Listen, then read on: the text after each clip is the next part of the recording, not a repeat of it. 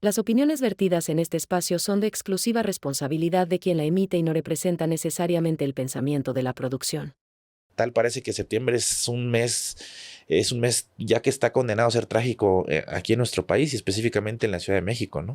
Nos quedamos en shock porque la magnitud de ver el incendio, el humo. Pues esa delgada línea entre la vida y la muerte está de forma cotidiana en el día a día. Entre más porcentaje de quemadura tenga la persona y más edad, tiene más riesgo de fallecimiento, que van a comenzar a ir incrementando el número de fallecimiento al paso de los días, como tal está pasando. Pero los que sobrevivan vienen una batalla mucho más difícil. La persona que quemada le dijo al policía, está mi cartera, yo no quiero morir desconocido. Qué fuerte.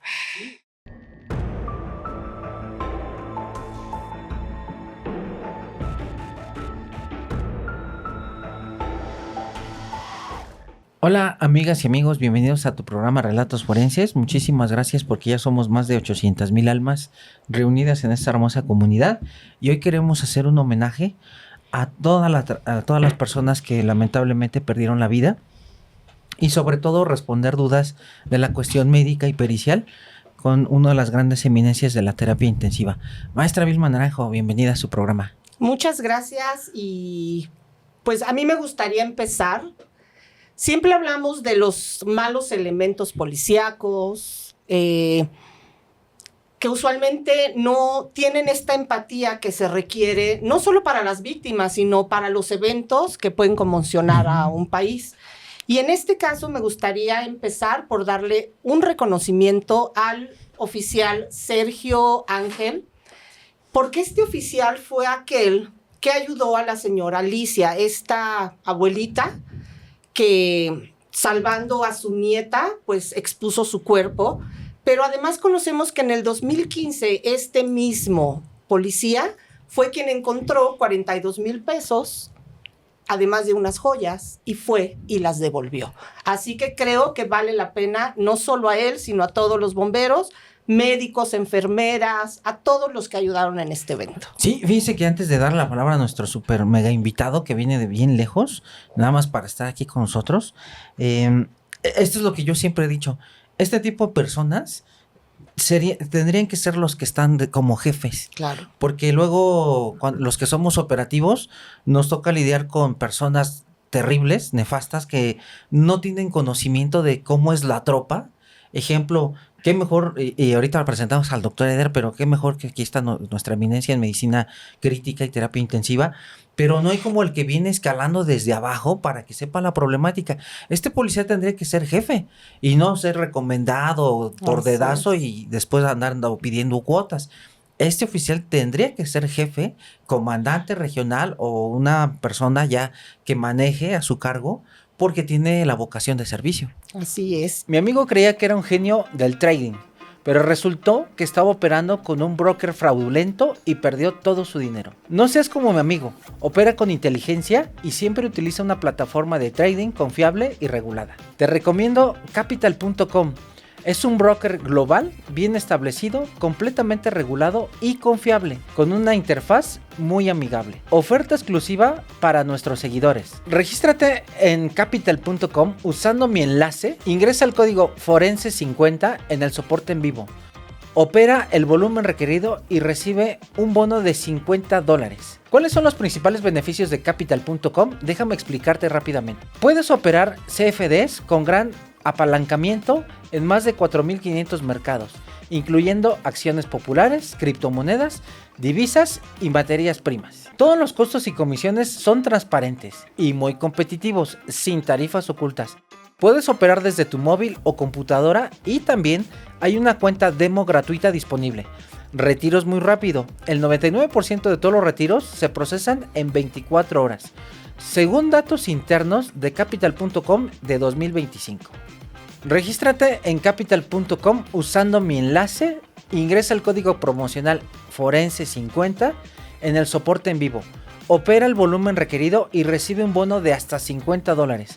Comienza tu viaje en el trading ahora. Para ser claro, el trading implica riesgos. Por eso, es importante aprender, mantenerse informado y tomar decisiones meditadas. Pues, ¿qué más? Que creo que para mí, bueno, es un honor no solo estar siempre contigo, No, al sino contrario. con el doctor Eder Zamarrón. Bienvenido. Muchas gracias, maestra Vilma, por la invitación. Muchas gracias No, al doctor doctor. Jorge Olivares. Y me gustó la introducción porque a veces hablamos de más de 100 personas que sufrieron quemaduras, tantas decenas de fallecidos, y más que números o porcentajes son vidas, Claro. son madres, padres, hermanos, hermanas, amigos que en la noche estaban bien y de pronto por mediodía del día siguiente o tarde noche, unos han fallecido, otros están críticamente enfermos, y de ahí que nosotros también pues rindamos este análisis desde el respeto, que es lo que, Claro. y admiración, como bien también lo dijo el doctor Olivares. Eso creo que va a ser algo bastante productivo, y créanos que lo vamos a hacer pues en cierta forma para transmitirles sí conocimiento médico, sí un desglose de lo que le pasa a este tipo de personas, pero justamente también que sirva como homenaje. Y a lo mejor me gustaría que yo tengo todos los nombres de todos los fallecidos y todos los que están Así es. ahorita graves, son hombres, son humanos, que hay que verlo de esa forma.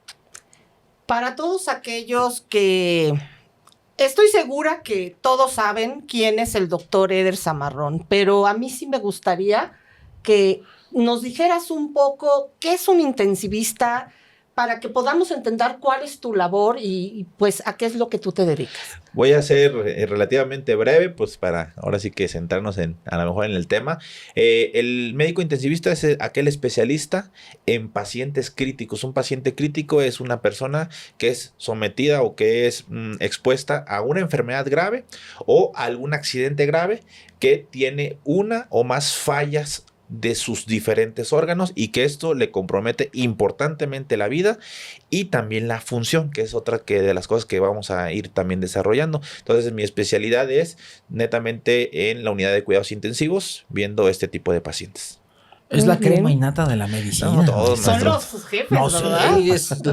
sí, decía un doctor, un maestro, son la octava maravilla de la creación de Dios. No, yo creo que todos los profesionales de la salud, como bien lo comentó a decir la maestra Vilma, tienen un impacto muy importante en morbimortalidad, o sea, en curación y en salvación de su vida, desde los primeros respondientes, ¿eh? Por Sí, eso sí, que sí, sí. me gustó que comenzara hablando de la parte policíaca, porque ellos al final de cuentas son primeros respondientes, y pues también en sus manos están brindar primeros auxilios que pueden cambiar el pronóstico importante. Ok. Luego la cadenita que se da de supervivencia, los especialistas en prehospital, los de urgencias, los de terapia intensiva, todo el personal interdisciplinario, incluyendo enfermería, y no sin dejar de nombrar ningunos que ahorita lo vamos a ir desarrollando. Pero aquí yo creo que todos cumplen una labor muy importante en la atención de este tipo de, pues, de víctimas múltiples, que se llama Ok. el concepto.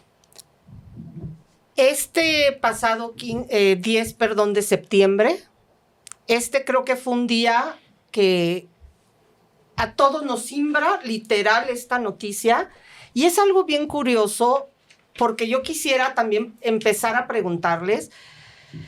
Hay un puente en la Ciudad de México, en la zona de Iztapalapa, que se llama el Puente de la Concordia, y este pasado 10 de septiembre va pasando una pipa de gas. Esta, al parecer, vuelca, y entonces empieza a haber una fuga donde los autos siguen pasando, y de pronto sucede lo que aparentemente es una explosión. Ahorita hablaremos también de lo que es este gas y el por qué pues funciona así, o por qué visualmente es así. Pero algo que a mí me gustaría preguntarles es, ¿por qué este tipo de noticias, a pesar de que nosotros no somos parientes, nos afecta tanto?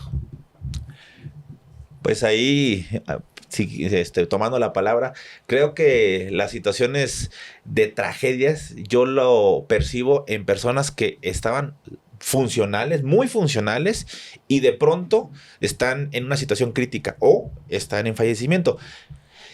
Creo, y sin a lo mejor hablar de más, que cuando alguien ya tiene una enfermedad grave, una enfermedad terminal, de alguna forma ya estamos un poquito concientizados a que viene el momento de un fallecimiento. Pero cuando son cosas así de abruptas y aparte de víctimas múltiples, creo que es donde nos vemos vulnerables como seres humanos y decimos, pues esa delgada línea entre la vida y la muerte está de forma cotidiana en el día a día. Es lo que yo siempre percibo. Y cuando atiendo ese tipo de pacientes en la terapia intensiva, tengo esa empatía de saber que este familiar tenía a una persona funcional platicando, interactuando y que ahora tiene la limitante de no tener nada de comunicación por las condiciones clínicas del mismo. Entonces, siento que eso puede ser algo que nos impacta como sociedad. Y luego, es septiembre y ya te espera lo peor en la Ciudad de México y no falla. O sea, para mal. Otra vez vuelve a pasar una tragedia. Tal parece que septiembre es un mes ya que está condenado a ser trágico aquí en nuestro país y específicamente en la Ciudad de México, ¿no? Sí, claro. Fíjese, maestra, si me lo permite, igual el doctor Eder, lo que comenta nuestro gran intensivista es bien importante porque entra lo que es la muerte violenta. La muerte violenta es una muerte inesperada, súbita, que nos arranca a nuestro ser querido. Y aquí vienen dos elementos importantísimos, que es el duelo, que la familia va a tener un duelo muy difícil de manejar. Por eso es importante la cuestión del tanatólogo, porque no es un duelo tan fácil de superar. Y viene otro que se genera con un estrés y enojo colectivo.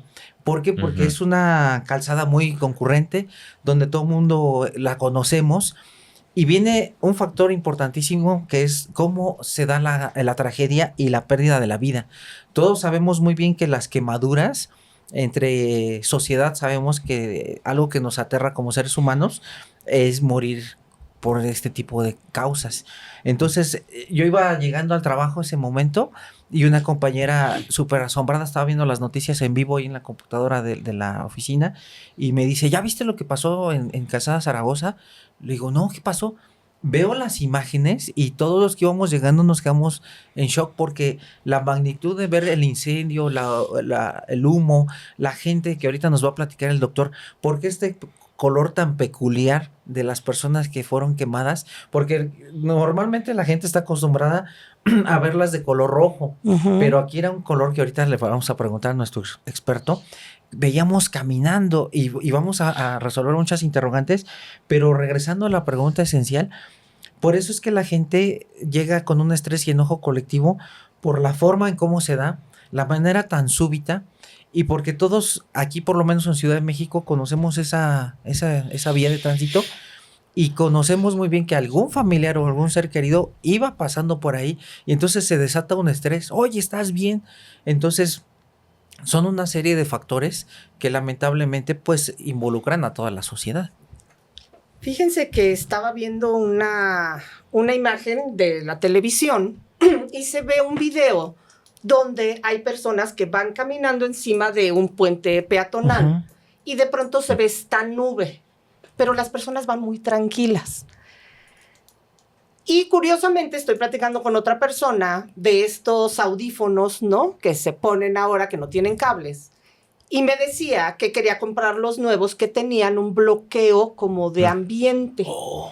Y entonces mi respuesta fue, así tal cual, perdón, ¿quién fue el estúpido que se le ocurrió hacer eso? Y todavía volteó y me dijo, ¿pero por qué dices eso? Dije, porque no te puedes aislar del mundo, porque entonces cuando sucede algo, tal vez visualmente lo entiendes o no, pero auditivamente no sabes lo que está pasando. ¿Qué es lo que pasa cuando nos aislamos a nivel cerebral? Ustedes como médicos. No sé si gusta.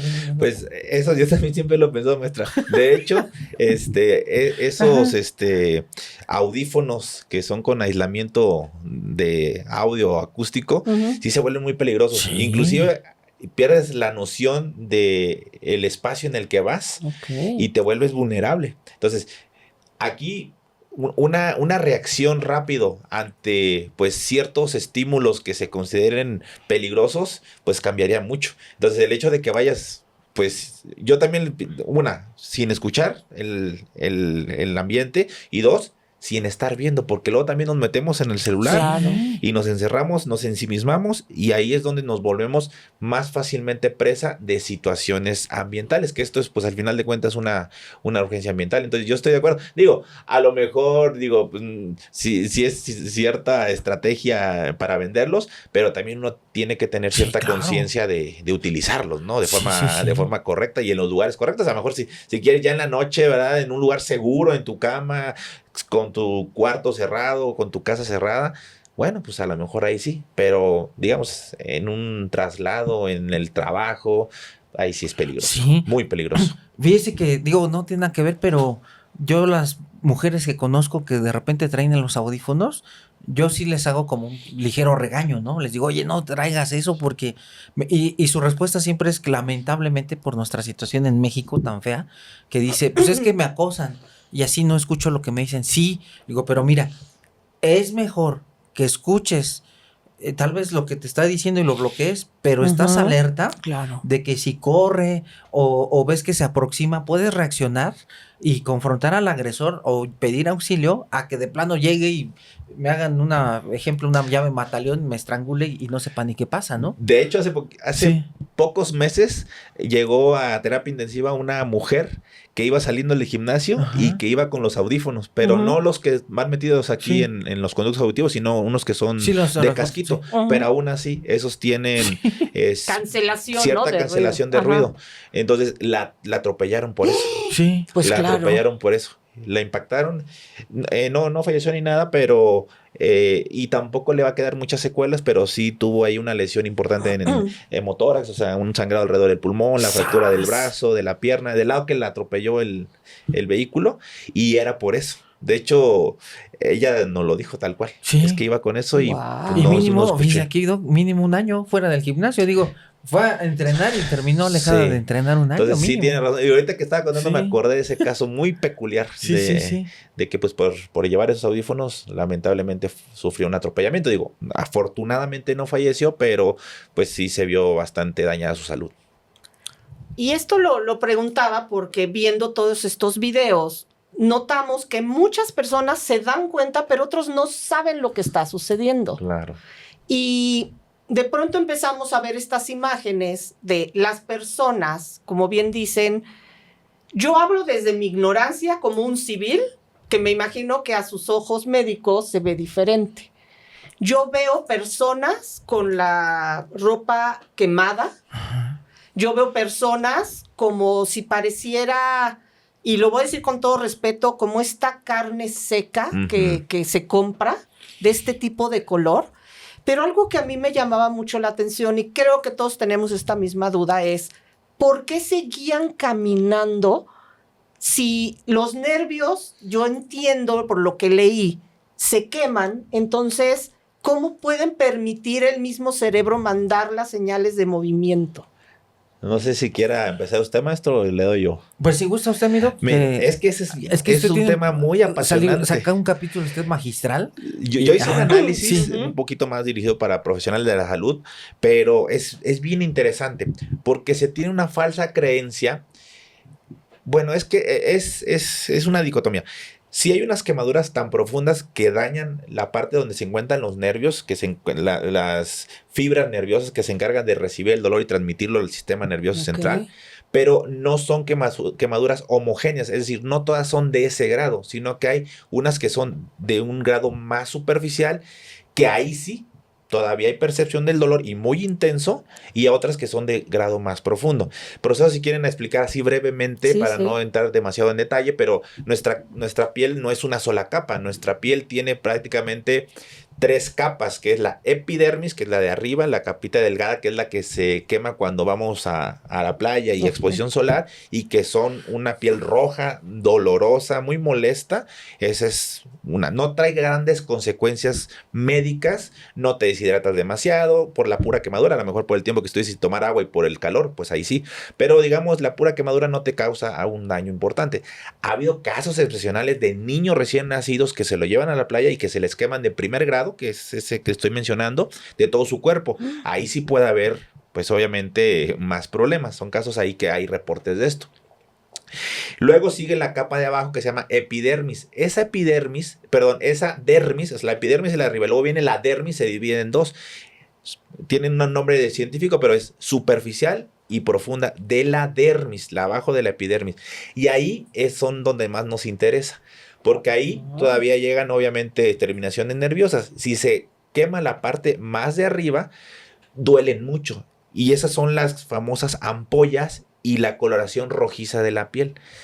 A eso se le llaman segundo grado superficial. Ahora, esas curan solitas en 10, 14 días, nada más con que no se le reviente la ampolla, con que se brinde que no se le vaya a infectar, bla, bla, bla, de manera espontánea. Pero son muy dolorosas también. Ahora vienen las que son de segundo grado profundas, donde ya se está llevando casi toda el grosor de la dermis. Esas todavía duelen, pero ya no tanto. Ahí ya no está tan roja la piel y como ya está afectando cierta circulación sanguínea, ya se comienzan a ver zonas pálidas. Que si se dan cuenta, en los videos que ven, unas zonas son pálidas, porque ya están de segundo grado profundas. Entonces, pero otras tienen ampollas todavía, etcétera. Entonces sigue doliendo mucho. Ahora, cuando ya son unas quemaduras de tercer grado, que afecta hasta algo que se llama hipodermis, que es grasita abajo de estas dos capas, ahí sí puede ya tener poca percepción del dolor. Y ahí, digamos, ya son unas quemaduras más oscuritas, más acartonadas, que sí, pues ya pierdes la sensibilidad, pero no son... todo el porcentaje que está quemado de la persona no son de ese grado. Entonces, esa heterogeneidad es lo que hace que sí tengan dolor. Claro, como en un momento platiqué con el doctor Olivares, como de manera inicial nuestro cuerpo pues libera endorfina, libera todo un sistema ahí de defensa, entonces inicialmente pueden no sentir dolor, pero en los próximos minutos, horas, créanme que esos pacientes van a tener un dolor muy, muy, muy, muy intenso. Inclusive hay algunas quemaduras que se llaman de cuarto grado, donde ya afectan músculo o hasta hueso, que esas son personas que ya pues pierden una extremidad o que ya hay necesidad de una cirugía más rápido para quitarle todo ese tejido que está pues no viable. Pero digamos las que nos importan más es las de segundo grado, profundas, porque esas no curan espontáneas y como la piel se encarga de controlar temperatura y se encarga de controlar pues los líquidos que no se evaporen de nuestro cuerpo, es donde vienen los problemas que igual más adelante vamos a estar hablando. Por eso es importante destacar que pues cuando pierden la piel no hay que enfriarlos. O sea, ya después de la quemadura, ya que está la persona quemada, no hay que enfriarlos con agua fría como vimos porque pues lo vamos a inducir a que hagan una hipotermia, que le baje la temperatura corporal y tenga más posibilidades de fallecimiento en nuestros pacientes. Entonces, eso es algo importante. Y otra cosa, es que a veces se queman y tienen ropa de algodón. Eso les va un poco mejor a cuando tienen ropa sintética, porque esos arden mucho. Entonces, muy probablemente muchas de las personas que no veíamos con ropa es porque tenían ropa sintética. A lo mejor algún componente de licra y todo, y eso pues sí se quema mucho más rápido y se consume. A diferencia de la ropa de algodón, que te puede pues generar a lo mejor menos lesión térmica en tu piel. Pero es por eso, maestra, que en algunas personas pues no sentían dolor de forma inmediata, pero después van a sentir. Unas sí son más profundas y otras son más superficiales, y al final de cuentas, como hay heterogeneidad, van a presentar dolor. Sí, fíjese, maestra, que ahorita abonando un poquito a lo del maestro Zamarrón, incluso nosotros como forenses, al igual que usted en medicina intensiva, usamos dos clasificaciones, que es la que el doctor Eder está mencionando. La clasificación americana, que se divide en 4 grados, que es la que mencionó el doctor, incluso ya la de carbonización es 4º grado, y eso al ratito lo platicamos ya en la cuestión post-mortem, y la regla de los 9. Esto es bien importante porque el doctor, al igual que muchas personas de primer contacto, pueden hacer una clasificación, y ahorita lo vamos a ir manejando poco a poco, porque muchos del personal de salud sabemos que con un cierto porcentaje ya de quemaduras, ya hay un criterio para saber el grado que van a tener lamentablemente, de complicaciones, y muchos, porque aquí la pregunta de oro que toda la gente dice, bueno, yo los vi caminar, yo los vi hablar. Ujú. ¿Y por qué después de 24, 48 horas murieron si yo los vi salir caminando? Que ahorita el doctor nos va a dar una clase magistral, pero es precisamente por las complicaciones. Cuando uno como médico ve el porcentaje de quemaduras, uno como médico sabe perfectamente que estas complicaciones derivado del evento del térmico muy seguramente van a fallecer, a pesar de que usted puede estar hablando con estas personas, puede estar caminando con estas personas, pero cuando uno ve el porcentaje, dice, híjole, lamentablemente es una alta mortalidad. O sea, porcentajes se refieren a lo que dicen que es edad por porcentaje de... Exactamente, ¿De quemadura? hay fórmulas, exactamente. De hecho, que esa es una muy buena observación. Entre más porcentaje de quemadura tenga la persona Ujú. y más edad, tiene más riesgo de fallecimiento. Obviamente, es lógico que digo, hay hasta burlas en algunos comentarios, pues obviamente el 100% pues es el límite, ¿no? Pues es como cuando te dicen te dan 300 años de cárcel, pues bueno, obviamente ustedes saben. Sí, ya no hay más. Pues Ajá. obviamente, pero sí es un cálculo, entre más porcentaje de superficie Sí. corporal quemada y más edad, pues sí más posibilidad o más probabilidad de fallecimiento. Y fíjese que ahorita lo que comenta el doctor, se me vino a la mente un concepto que es, la piel es un órgano. Y es un órgano que está fallando o que va a comenzar a fallar en pocos minutos, horas, luego en días y luego en semanas. No es un órgano que falla tan visiblemente y tan abruptamente como lo hace el corazón, Ajá. que te da un infarto y falleces, el cerebro, que te da un infarto y dejas de mover la mitad del cuerpo, o algunos otros órganos que pueden fallar de forma más aguda.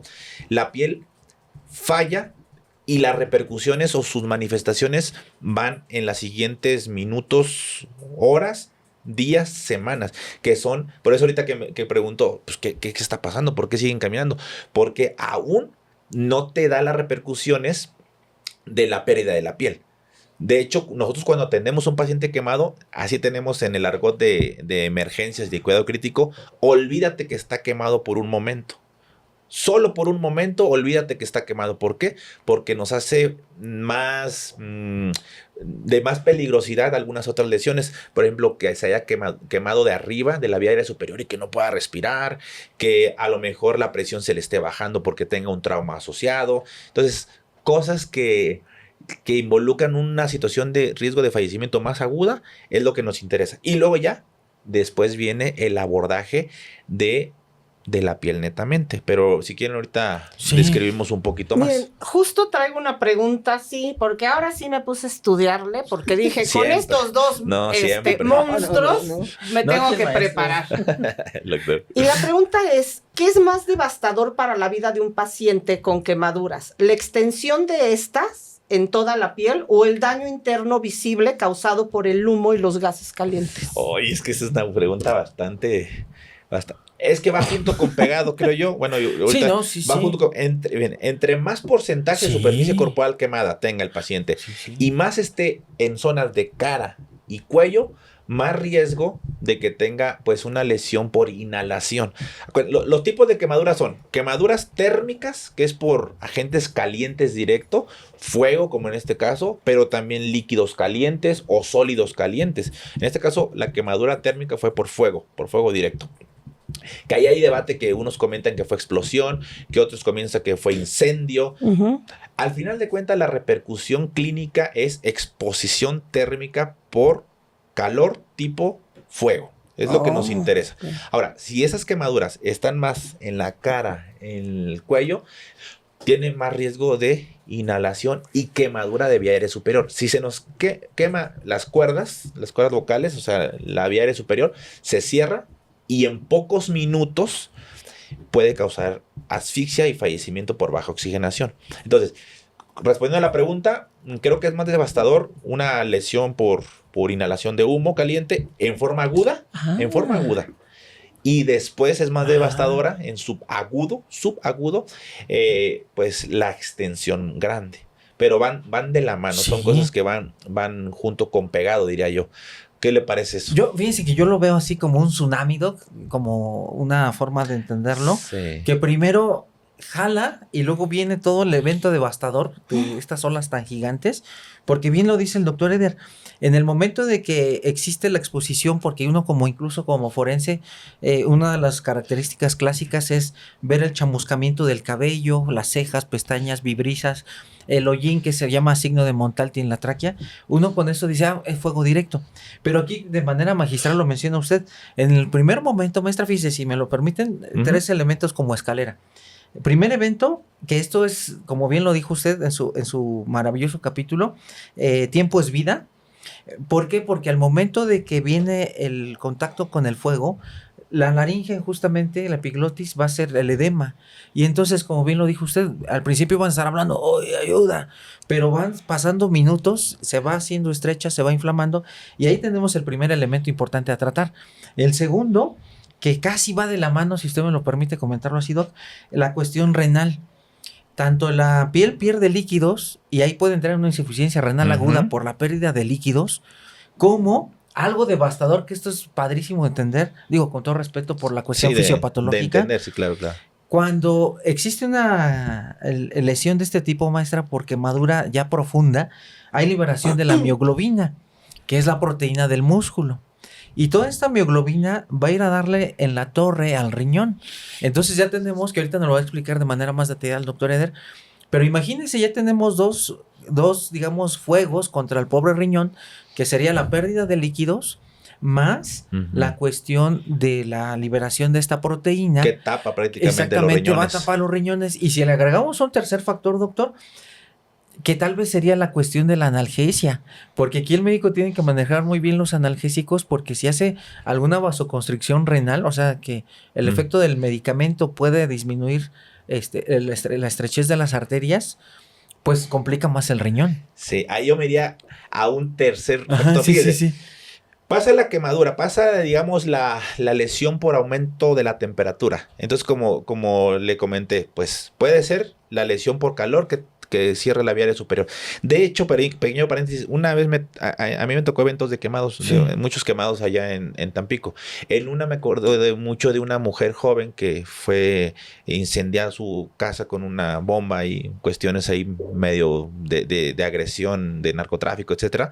Entonces ella llegó hablando, ayúdenme, por favor, ayúdenme. Y así, ayúdenme. Sí. Entonces la alteración de la fonación ronquera o estridor es un punto crítico en el cual tenemos que sí o sí asegurar la vía aérea con un tubo orotraqueal y conectar un respirador, obviamente con una sedación y analgesia adecuada para que no se vaya a asfixiar. Entonces yo me acuerdo mucho que le pusimos medicamentos para que se sedara y poderle poner el tubo. Entonces me acuerdo que hicimos la laringoscopía, o sea, meter la palita en la vía aérea superior para ver las cuerdas, y me acuerdo que estaban rojas y hinchaditas, y la epiglotis, que es una lengüetita que cubre las cuerdas por donde emitimos la voz, estaba chonchita.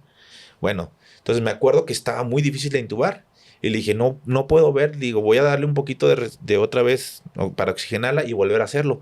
A la segunda laringoscopia, al segundo intento, las vías aéreas estaban cerradas ya. No, güey. Ya estaban completamente cerradas. Para que se den una idea, por eso Sí, ahorita Sí, me acordé de su pregunta. Dije, entonces, devastador en agudo, inhalación de humos calientes, porque se te puede cerrar la vía aérea superior.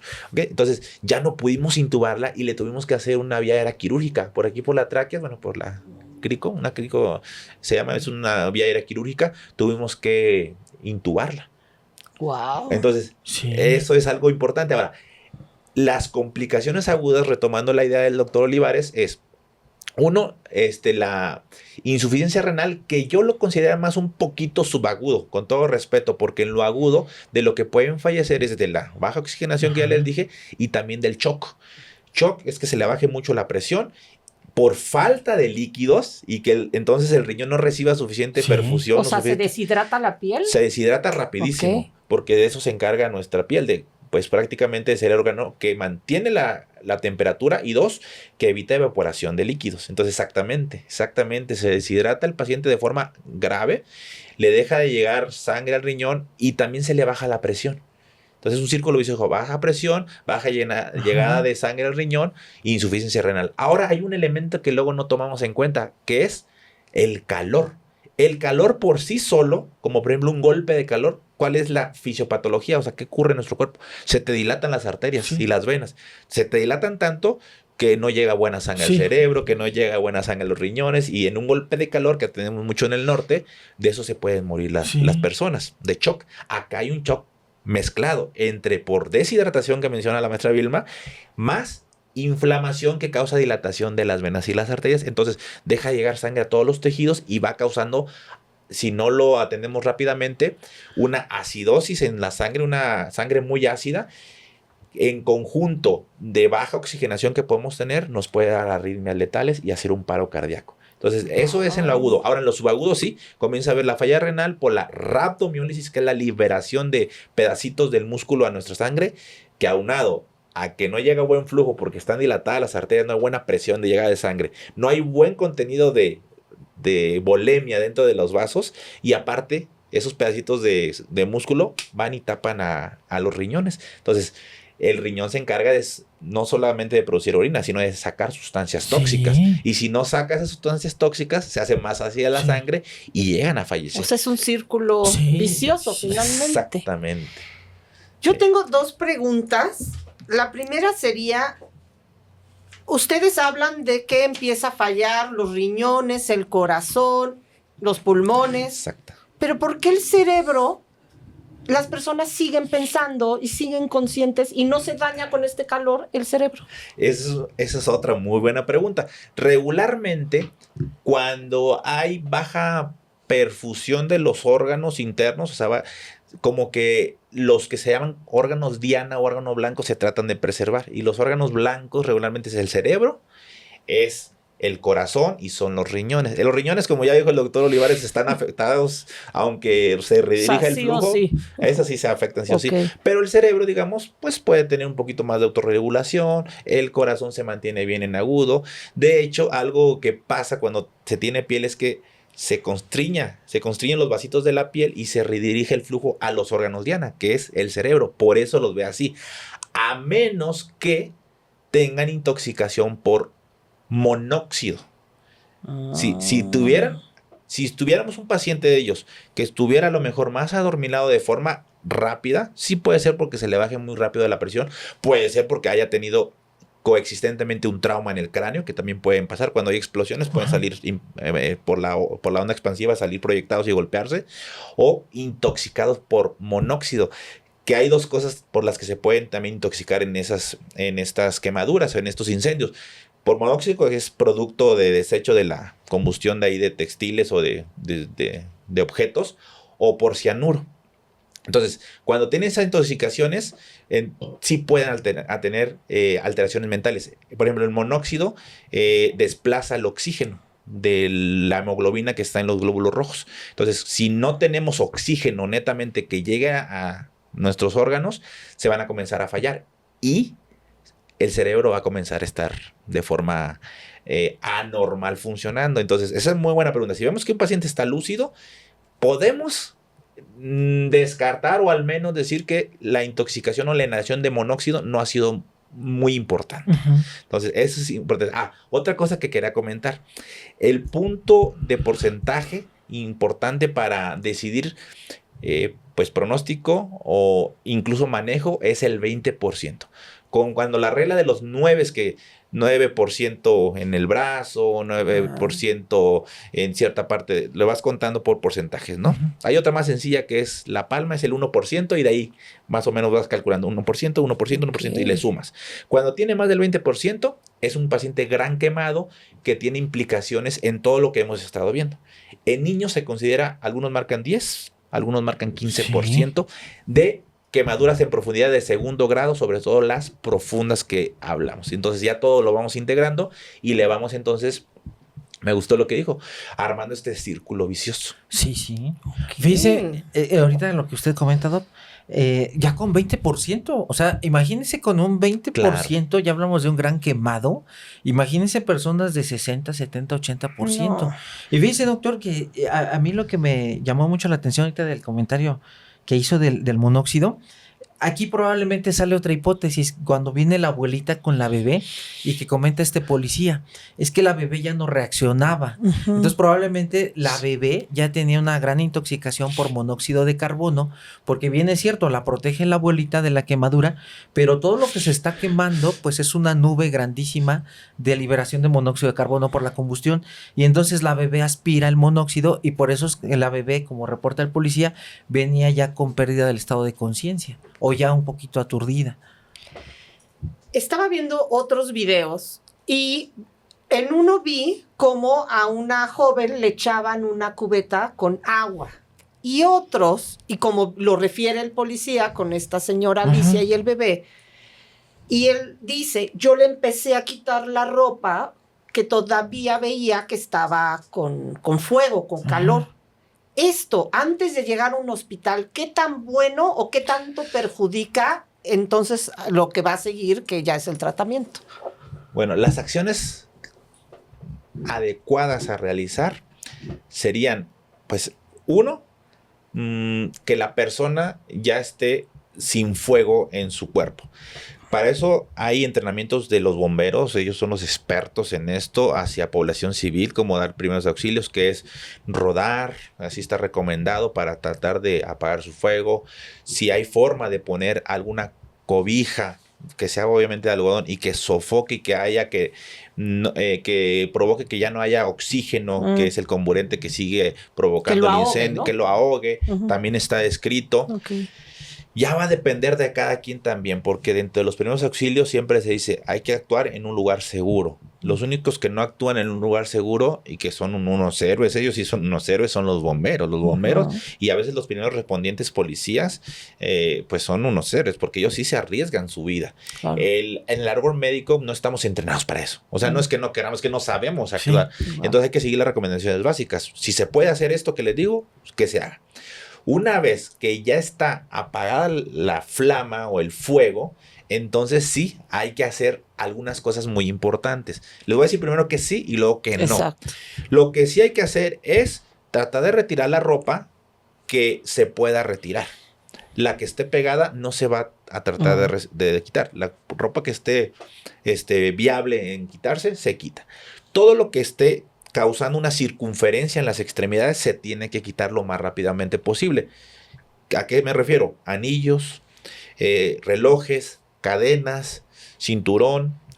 Todo esto, a veces usan también cadenas en las extremidades inferiores. Todo eso se tiene que quitar rápidamente, porque el cuerpo ahorita todavía no está tan inflamado, o todavía no está inflamado, se va a comenzar a inflamar, entonces va a cortar la circulación y pueden perder extremidades. Y ha habido casos de pérdida de extremidades porque se hinchan demasiado. A mí me tocó en una explosión en Ciudad Madero, en Pemex, en una refinería, que nos llegó una persona, después de haber recibido los primeros auxilios, la atención en urgencias y estando en terapia intensiva, un anillo de compromiso lo tenía en su dedo y pues nadie se lo quitó y entonces el dedo estaba con alteraciones de circulación, más que por la quemadura, por el anillo, por la obstrucción. Qué importante está eso. Sí, entonces eso sí es algo que está en nuestras manos y de hecho pues se lo tenemos que quitar ahí con unos métodos que usamos, pero se lo pudimos quitar y afortunadamente salvó la extremidad y ese señor se salvó. 2, cubrirlo a la persona una vez que retiramos esto, que quitamos todas las objetos que puedan cortar la circulación, con una cobija limpia, seca, y de preferencia, si hay lo posible, tibia. Y ustedes dirán, pero viene de un quemado. Volvemos a lo mismo, ya no va a tener piel. Entonces, progresivamente va a perder temperatura. Y si se baja la temperatura corporal, que se conoce como hipotermia, va a condicionar que nuestra sangre no coagule bien, porque nuestra sangre para formar coágulos necesita estar en una temperatura alrededor de los 37 grados. También necesita un pH neutro, no estar ácida para que pueda formar coágulos y al final de cuentas pues tiene que tapar heriditas y vasitos que se han quemado. Y luego también la baja de temperatura corporal puede predisponer a que el corazón no funcione muy bien y tenga arritmias. Entonces esa es otra cosa que hay que hacer de primeros auxilios en medida de que tu seguridad esté preservada. Por eso dicen, es mejor, con todo respeto, que haya una víctima a que haya 2 o más víctimas. Es una de las máximas, no me dejarán mentir, los expertos a nivel prehospitalario. Ahora, ¿qué no hacer?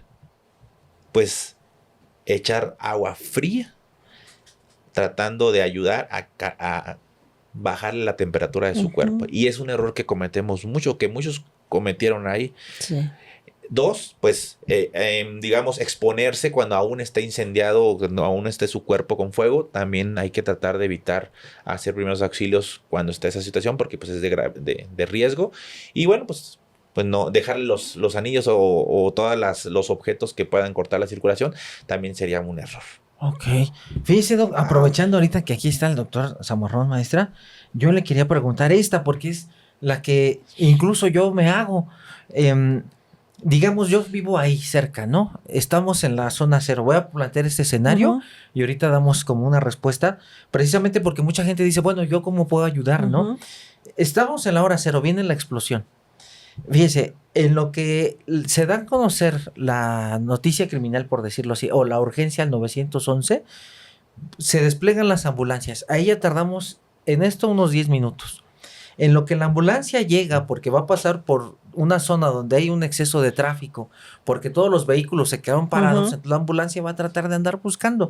Mínimo le gustan unos 20 minutos, 25. Ok, llega la ambulancia, evalúa, hace el famoso triage, que ahorita nos lo explica el doctor, para ver qué paciente es el que tiene más necesidad de trasladarse.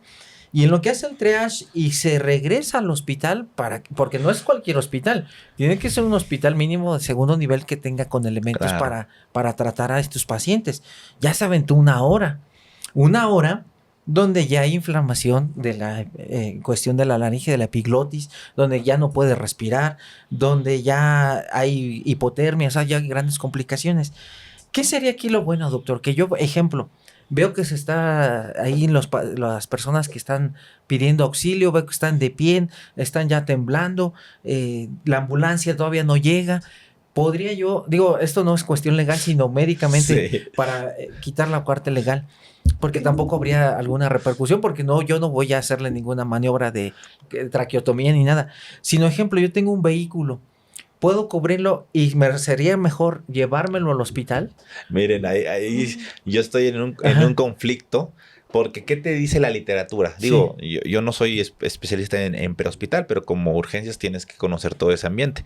En un triage que se llama de víctimas múltiples ante un suceso de este tipo, pues tienes que seleccionar al paciente, quién te vas a llevar, quién no, y lo ideal siempre es atención inicial y transporte por profesionales de la salud.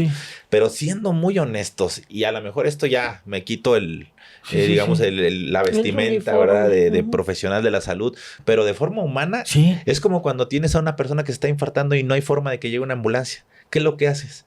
Pues llévatelo. Te lo llevas. Entonces, no lo tomen como una recomendación del doctor Zamarrón. O sea, hablando, pero sí, a lo mejor del civil. De Eder. Dices, ustedes están seguros, si ustedes tienen cierta baja riesgo de exponerse ahí a algo, pues lo que les digo, los primeros cuidados es cubrirlo con una manta limpia, seca, tibia de preferencia.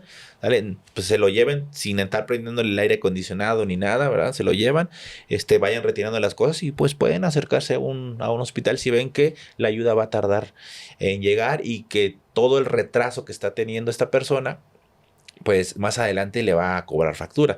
Eso tómenlo a lo mejor como una recomendación. De hecho, yo le mandé un mensaje al doctor Olivares de eso, porque sí es muy difícil, y en esto yo creo que puedo ser bastante criticado, pero de forma muy humana y hasta ciertamente lógica, creo que es algo bastante aceptable de hacer.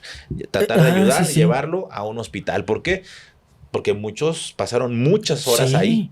Y eso también repercute, ahorita lo vamos a ver, en el tratamiento. Todo el retraso de pérdida de líquidos, como decía la maestra Vilma, que la piel se encarga pues prácticamente de evitar deshidratación.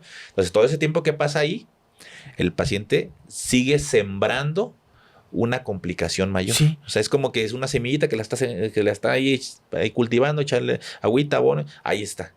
Todo eso se va a ver a la mala más adelante. Es que, ¿sabe qué? Digo, tal vez soy vecino y no me meto, ¿no? Bueno, pero bueno. si fuera mi familiar... Bueno, ¿y Ay, usted, sí. usted qué haría? Mire, yo así le Me la comento. preguntó a mí, ¿verdad? Sí, sí, Pero- sí, no. Es que le digo esto por la cuestión de la familia. Porque dice uno, bueno, como vecino, pues yo ni me meto, ¿no? Es su problema. Pero digamos, ¿qué pasa si es Claro. un familiar mío, mi amigo, ¿no? Y no veo la ambulancia, ¿qué hago? Y el otro está gritando. Yo lo que haría, digo, no sé, en esta situación tan crítica, pero yo he visto muchos casos donde la ambulancia lamentablemente no ha llegado por esta carga de trabajo que hay o el tráfico, y muchos familiares agarran a su ser querido, lo suben al carro y se lo llevan, y han logrado que llegue y sobreviva.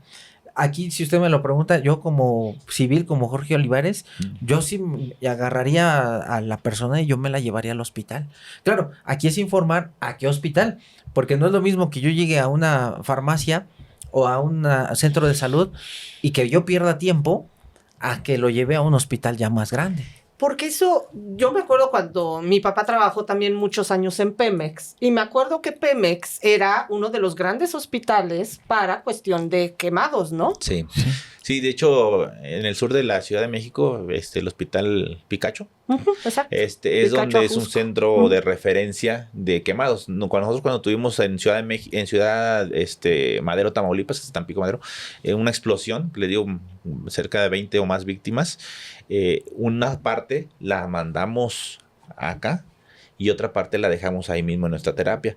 Pero nosotros pues tenemos la capacidad de atenderlos y todo eso, pero como bien lo dice el doctor Olivares y como usted también lo infiere, tiene que ser en un hospital donde se tenga la estructura de atender de forma inicial a un paciente quemado. Hay protocolos, manuales completos de atención de pacientes quemados en las primeras 24 horas. Y entonces dicen, ¿y luego? Después ya no los atienden. No, sí, pero porque también yo hice un video así. Y después de las 24 horas ya no los atienden, ¿o qué? Sí, pero se supone que después de las 24 horas tienen que estar ya en un centro de quemados, es una unidad de cuidados intensivos de pacientes gran quemados. Por eso en el abordaje del paciente gran quemado es A, B, C, D, E, R. R de referir a una unidad de quemados donde se tenga ya la experiencia de cirujanos plásticos que hagan aseos del cuerpo para que no haya tejido devitalizado y se pueda agregar infecciones severas. Hacen tempranamente injertos. A veces cubren con piel sintética, a veces ya cuando está viable un injerto de piel de la misma persona. Hay piel artificial ya en la actualidad, etcétera. En vías de que se comience a regenerar la propia piel cuando es viable. Si son muy profundas, pues tienen que injertarse. Rehabilitación, que también más adelante vamos a ver. Entonces, se tiene que hacer un abordaje en las primeras 24 horas y después referirlo a un hospital que tenga la capacidad y la experiencia de hacerlo. Acá, en estos eventos, es otra cosa que nosotros como médicos luego vimos un problema. Cuando yo vi a los pacientes gran quemado, donde tenían fácilmente más del 20% de quemadura, y como ya les dije, estaban las ámpulas estaban ya no formadas, ya nada más estaba piel colgando y piel blanca y acartonada, dije, son de segundo grado, profundas, e inclusive hay unas zonas donde son de tercer grado. Entonces, por eso dije, ya su pronóstico va a ser malo. Yo fui criticado un poco porque dije, van a comenzar a ir incrementando el número de fallecimiento al paso de los días. Como tal está pasando. ¿Por qué? No es porque no esté en un hospital a lo mejor que no se tenga con el recurso, por la propia gravedad. Es una mezcla de factores, claro, pero por la propia gravedad de la lesión es que está sucediendo esto. Yo tengo aquí dos preguntas igual para los dos que tiene que ver con él. Parece que nos estamos leyendo de verdad la secuencia. Sí.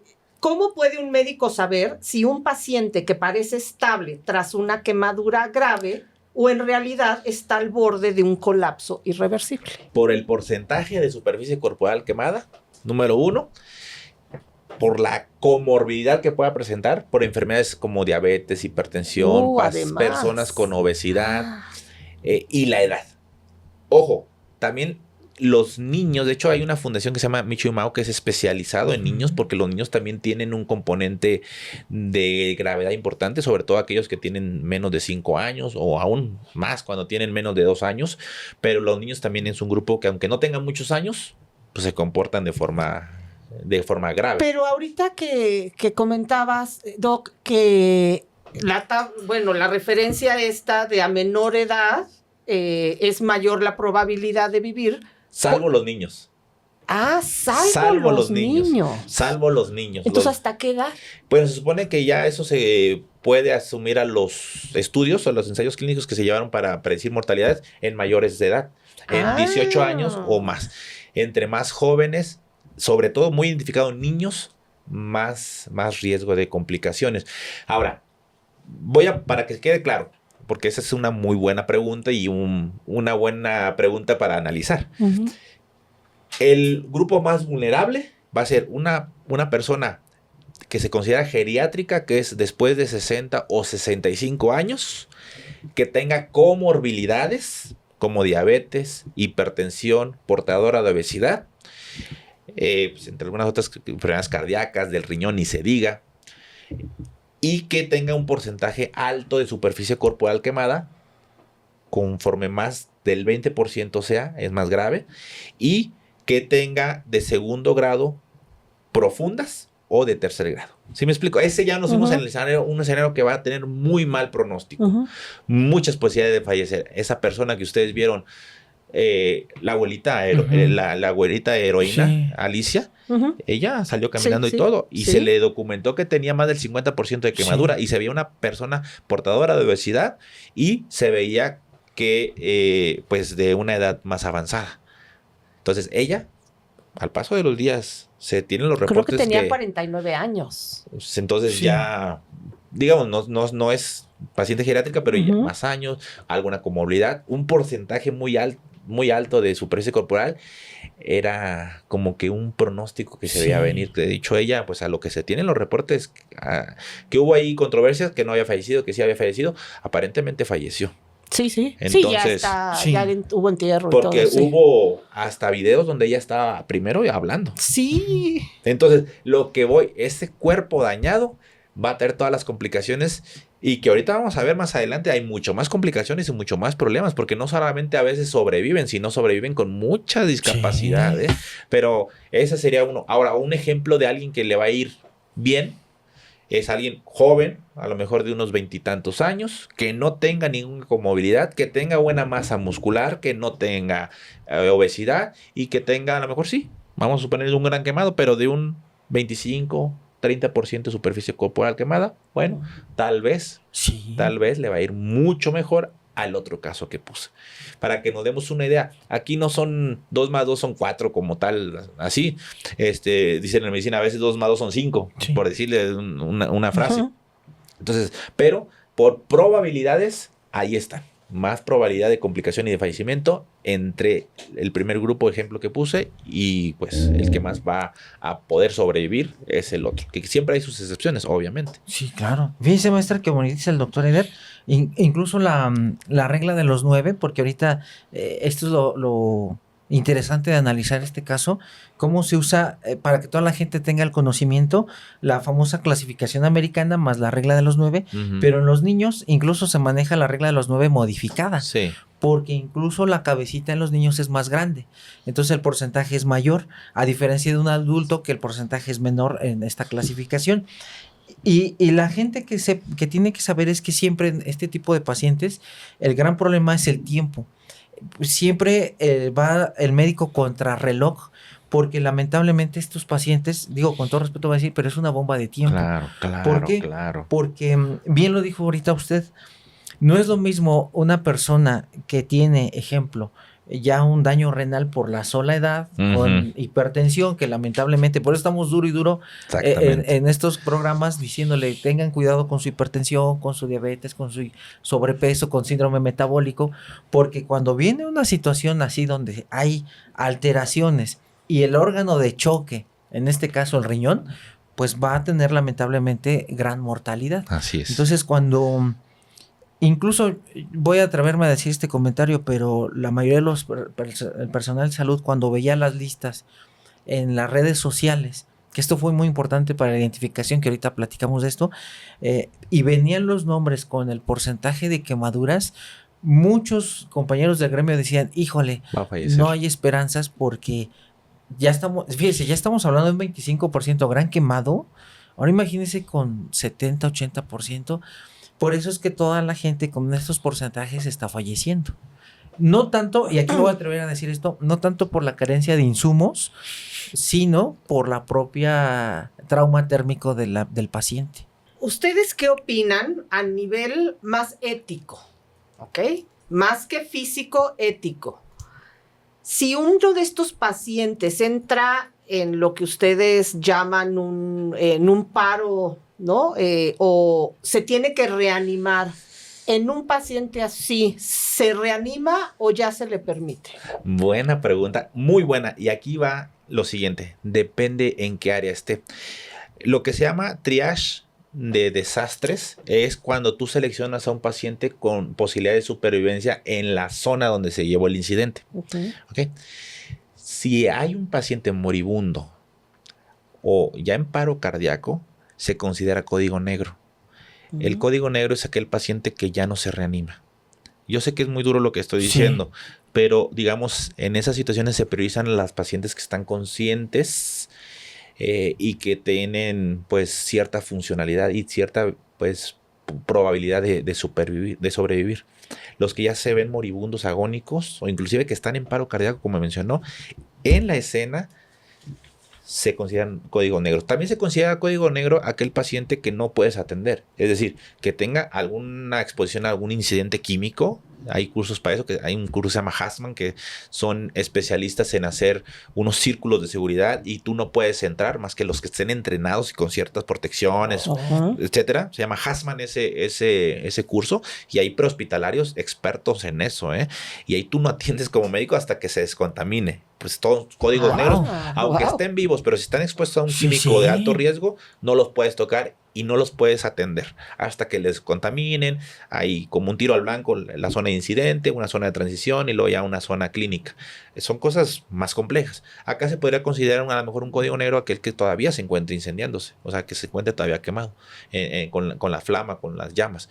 Entonces, esos no sé, también se consideran códigos negros, pero también esto que le comento. Ahora, vamos a suponer que es un paciente que está ya en urgencias, que tiene un porcentaje alto de superficie corporal quemada, que tenga un shock antes del paro cardíaco. De hecho, al shock o el estado de choque le consideran la antesala de la muerte, así se le llama en el argot médico, cuando un paciente tiene la presión muy baja, en este caso por deshidratación y por inflamación, y se le aumenta mucho el latido del corazón para tratar de compensar un poco la llegada de sangre a todos sus tejidos.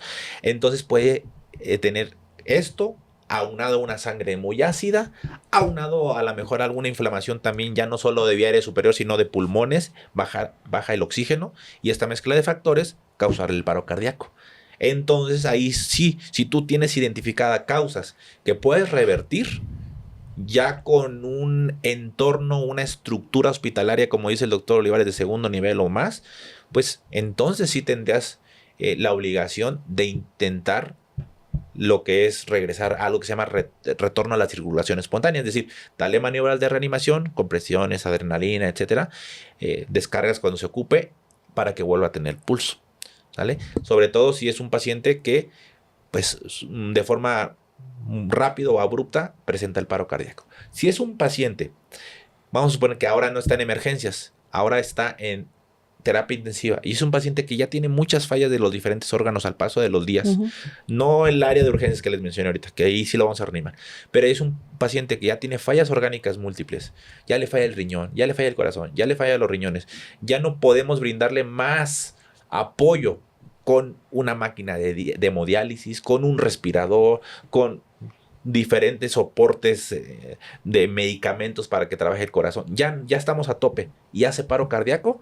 Ahí también podemos ya no dar maniobras de reanimación. ¿Por qué?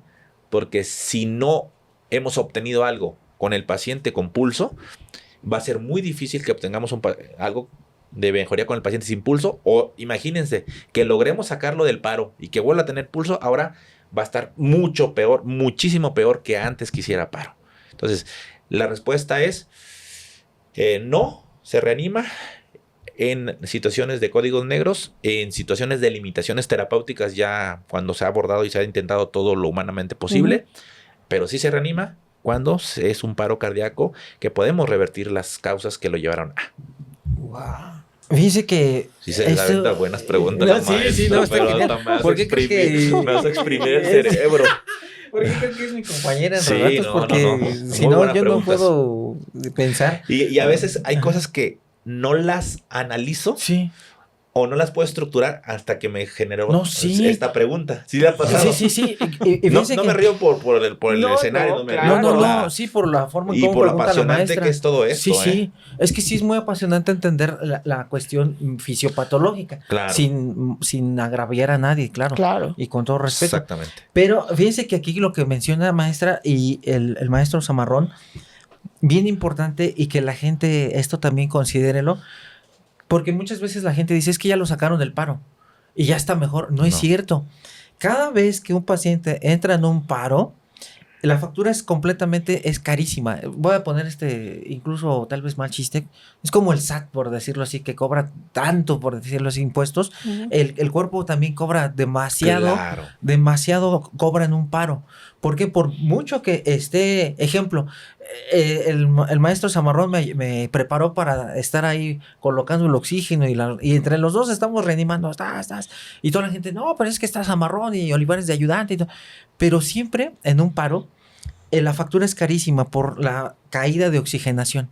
Entonces hay órganos, como incluso el cerebro, que con cada paro, con cada caída de oxígeno, hay lesiones irreversibles. Y esta cuestión también a nivel cerebral va a repercutir también a nivel cardiológico y más a nivel renal, si ya estamos hablando de un problema renal. Entonces, la gente muchas veces como que minimiza el paro. No, es que ya lo sacaron 5 veces del paro y hay que echarle ganas. No, espérame.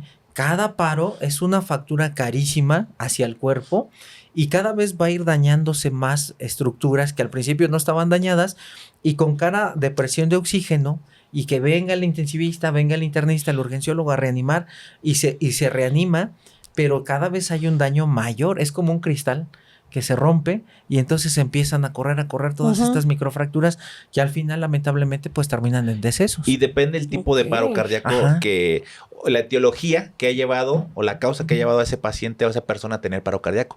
No es lo mismo, por ejemplo, alguna arritmia que te suceda porque tú tienes alguna anomalía eléctrica en tu corazón, que de repente hagas un paro cardíaco y tengas la fortuna de que te den RCP, que te pongan un DEA para que te dé una descarga y salgas íntegro.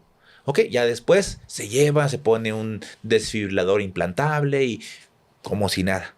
A que la causa del paro que ha pasado sea una persona que tenga una hemorragia cerebral, que esa hemorragia que hay en el cerebro hace que se liberen sustancias endógenas en nuestro cuerpo como adrenalina, etcétera, y te haga una arritmia letal. Sí. O sea, lo vas a sacar del paro. Pero, como usted dice, ¿a qué costa? Su cerebro ya no va a ser viable. Ya un vegetal. Exactamente. Entonces, también depende mucho de qué lo ha llevado al paro. Pero, efectivamente, después de un paro, por las propias condiciones de ausencia de flujo en los órganos vitales, es que tienen mal pronóstico. De hecho, ahora se llama reanimación cardiopulmonar, porque pues das compresiones al corazón, mejora la oxigenación, etcétera.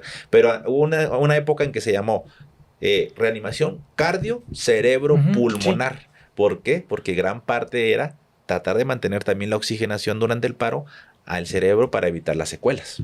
Entonces, sí, eso es un tema complejo. Oiga, nos desviamos un poco de la... No, pero es que está bien pero es que apasionante. sí, porque otra cosa que yo veía es... Estaban pidiendo donadores de sangre. Ajá.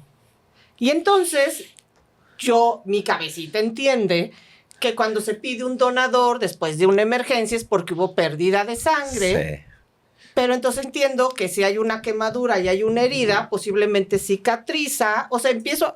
Claro. ¿Pero por qué se pide? ¿Por qué se pierde sangre? Es otra muy, muy buena pregunta. Excelente pregunta, porque incluso hay un protocolo en la actualidad que todos los pacientes que van a entrar a quirófano, o sea, me refiero a gran quemado, para aseo mecánico, porque se tiene que quitar todo el tejido desvitalizado, porque si no se vuelve un alimento para las bacterias propias de nuestra piel, de nuestro organismo. Se llama Staphylococcus aureus, es la bacteria que está en la piel, y ahora que está pedazos necróticos, pedazos no viables, pues van a aprovechar para que sea su cultivo y pues, se puedan reproducir. Entonces tienen que entrar cuando está estabilizado. Después de todo esto que estamos mencionando, si se dan cuenta, ni siquiera hemos hablado ahorita del tratamiento de las heridas o de las quemaduras, o sea, porque es lo que pasa un poquito a segundo grado. Por eso es tan grave todo esto, Exactamente, exactamente. Es la causa, pero no tratamos la causa de forma inicial, sino todo lo que hemos hablado para tratar de salvar la vida y después ya viene el segundo momento, que ahí es donde se ocupa la sangre. Los pacientes entran por cirujanos plásticos reconstructivos, que son los especialistas en esto, a hacer aseos. Durante el aseo, como usted bien lo dice, hay compromiso de las pequeñas, de la pequeña circulación de vasos sanguíneos pequeñitos, que al momento de tallar y de quitar el tejido desvitalizado, van a comenzar a tener microsangrados. Hay un protocolo en la actualidad de poner una sustancia que se llama ácido tranexámico, es una sustancia que es se llama antifibrinolítico. ¿Qué es esto?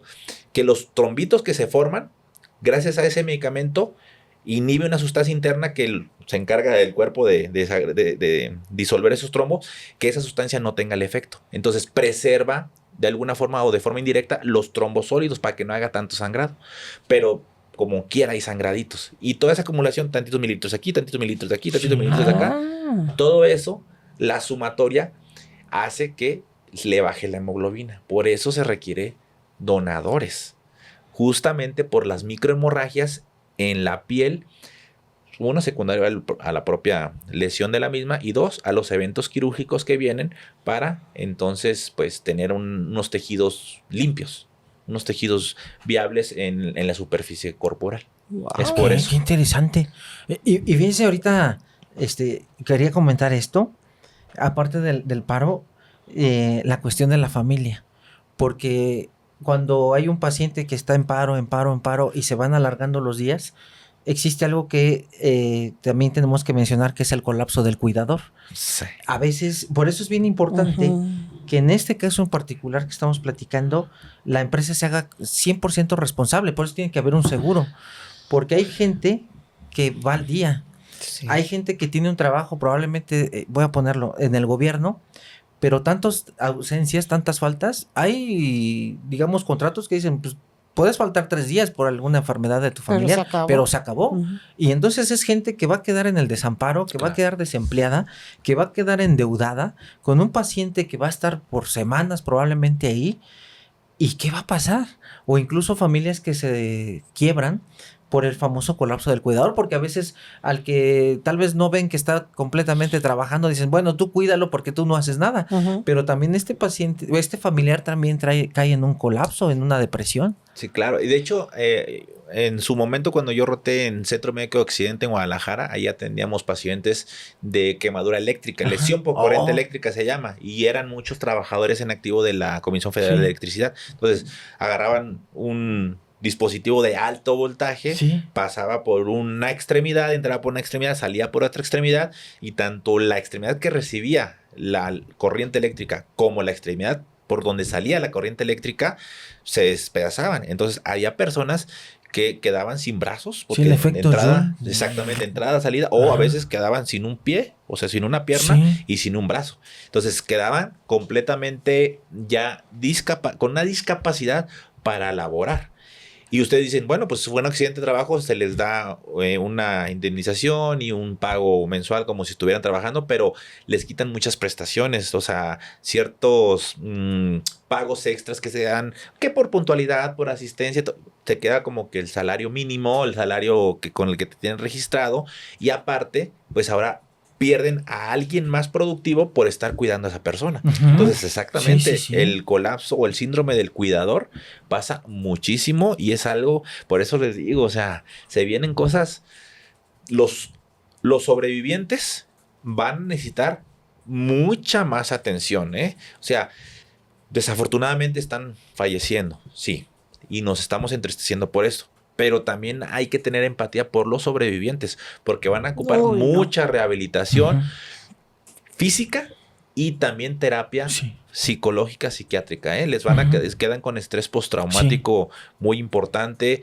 quedan con mucha limitación en su movilidad. Las cicatrices que quedan luego en zonas de flexión hacen que tengan mucha limitación para moverse, se vuelven muy vulnerables ahora al sol. Es un cuidado de la piel en un paciente sobreviviente muy difícil. Hay clínicas de manejo del paciente gran quemado de forma ambulatoria, pues obviamente posterior a salir de la unidad de quemados.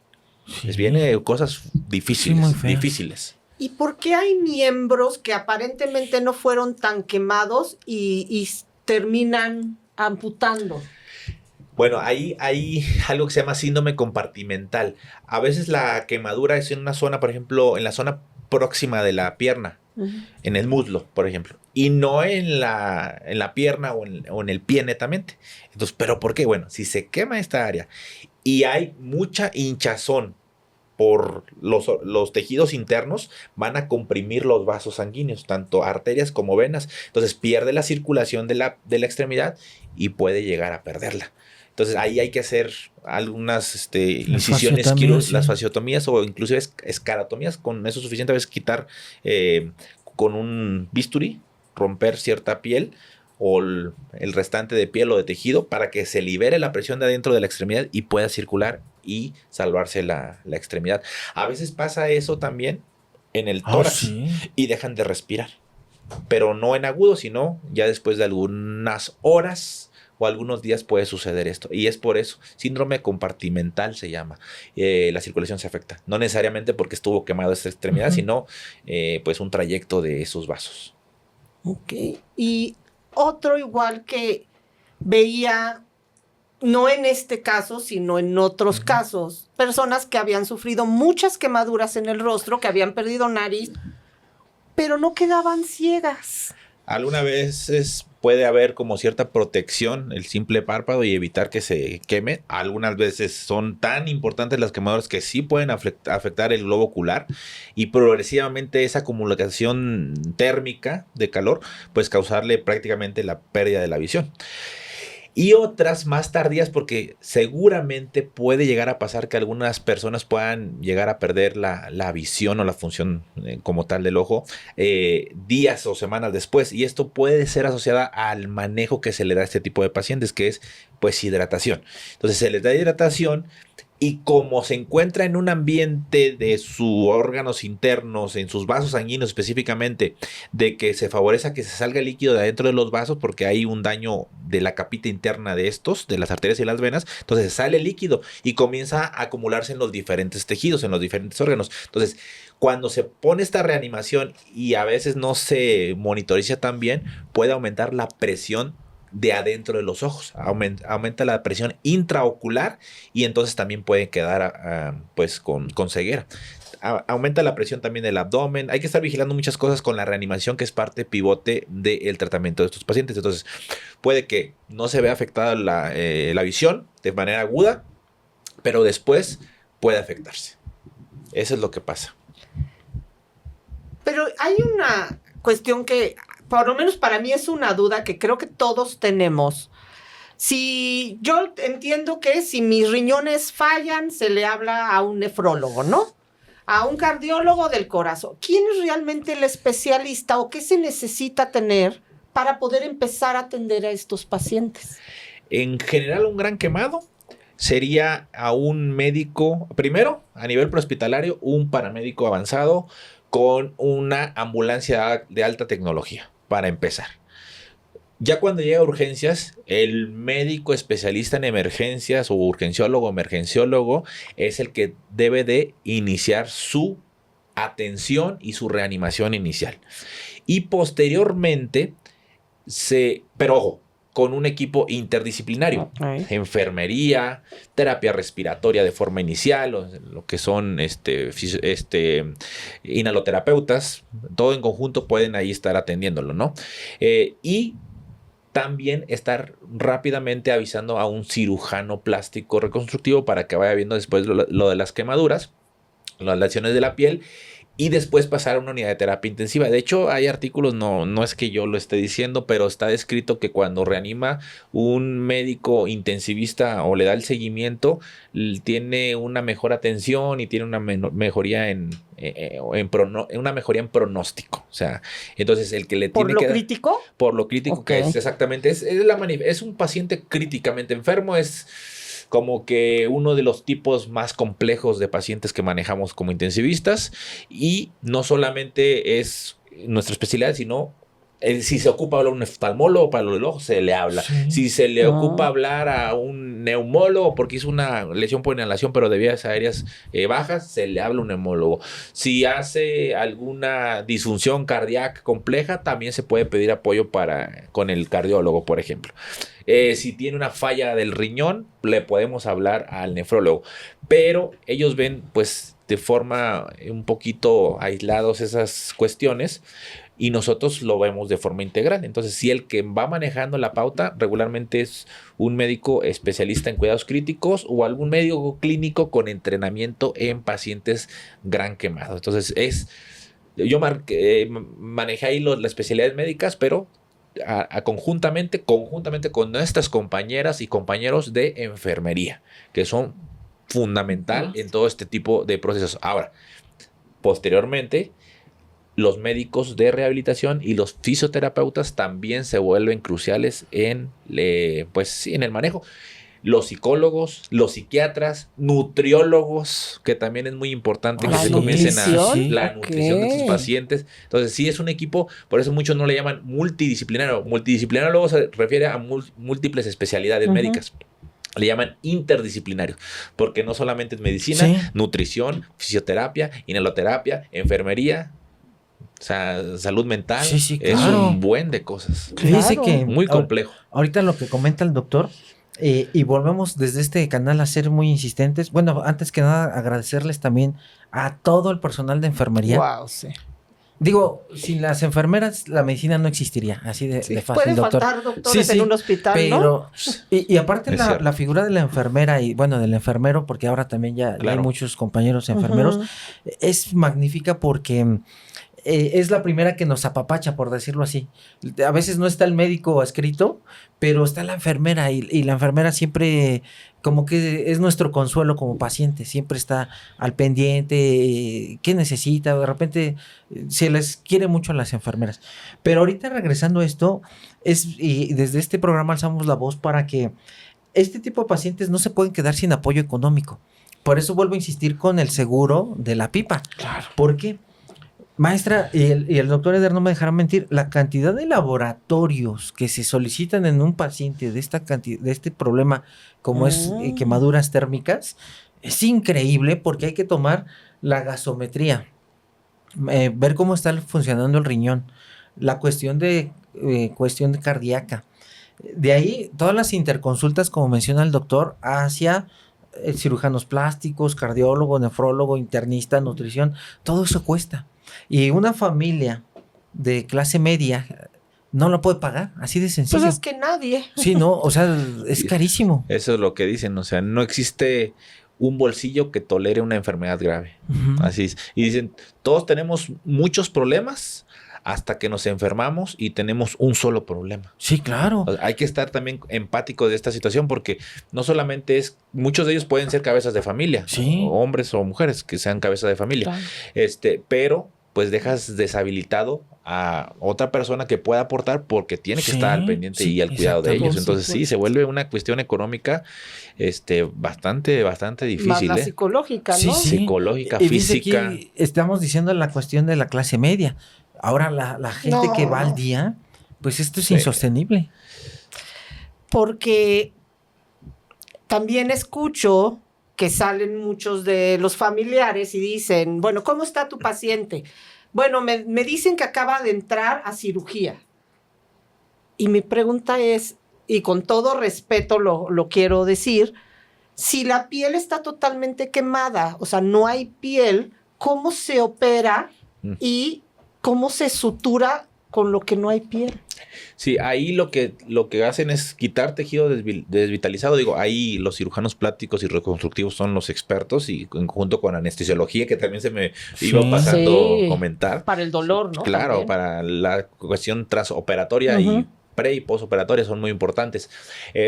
Pero ahí lo que tratan de hacer es cubrir el cuerpo. O sea, si no hay piel, o todo el grosor de la piel, tratan de cubrirlo lo más rápido posible y cuando ya no haya tejido desvitalizado ahí, sucio, ahí que ya no funciona, tratar de quitarlo y cubrirlo. Muchas veces inicialmente son con apósitos, ¿verdad? Por eso son las gasas que se piden. Sí, gases porque pues cubren ahí con apósitos alguna sustancia que sea bactericida, que pueda evitar que se reproduzcan las infecciones. Y en cuanto esté en condiciones el paciente, se entra a cubrir con piel sintética y diferentes nombres comerciales. Y al paso de los días, cuando ya esté estabilizada de las fallas orgánicas y no haya datos de infección, entonces se puede ya injertar. A veces se injerta de partes donde hay piel, se toman ahí con se llama dermatomo, se corta un pedazo de piel, esa piel se hace como una malla, se hace más grande para cubrir las quemaduras del mismo paciente cuando es viable. Si no, pues tienen que usar algunos sustitutos de piel o piel sintética, pero lo que van es las cirugías son para buscar la estrategia de cobertura de las áreas quemadas. Es por eso, claro, también puede haber cirugías para amputaciones, como lo platicamos hace un momento. A lo mejor esa persona no tenía la extremidad quemada, o a lo mejor sí, pero se le hizo un síndrome compartimental y entonces ahí tienen que entrar a amputación, ¿verdad? Porque si dejan ese tejido sin circulación, se vuelve un caldo de cultivo para bacterias, y que una de las causas de fallecimiento ya en algo subagudo es algo conocido como choque séptico, que es una infección tan fuerte que viene de la piel, regularmente por el estafilococo que mencionábamos, y que comienza a inflamar más el cuerpo inflamado.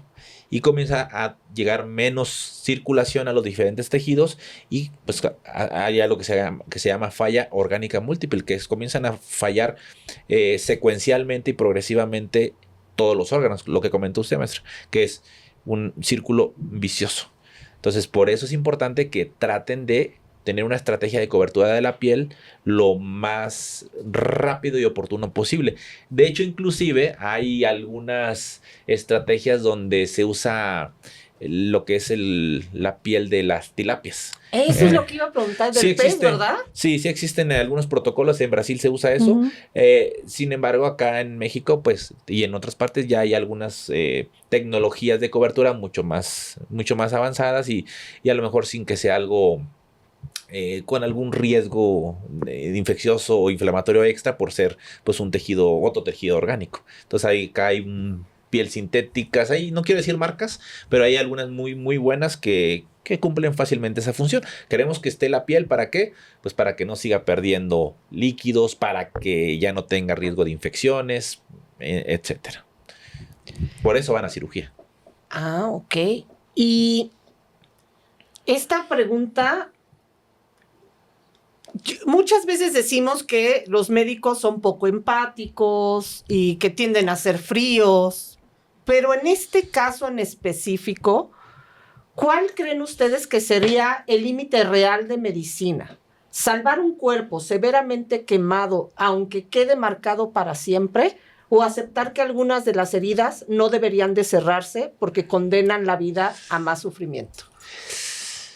Esa es una pregunta muy difícil desde el punto de vista ético, pero creo que nuestra obligación es hacer unas intervenciones humanas, manejo del dolor, tratar de estabilizar lo mejor que se pueda y llegar a un punto en el que si tenemos fallas orgánicas y que ya no son reversibles, también tener lo que se llama pues limitación terapéutica, que es evitar algo que se conocía anteriormente como encarnizamiento terapéutico o ensañamiento terapéutico, que ahora ya se llama como obstinamiento, porque el médico no lo hace en mala onda, no lo hace en mal plan, lo hace pues con la intención de querer salvar la vida.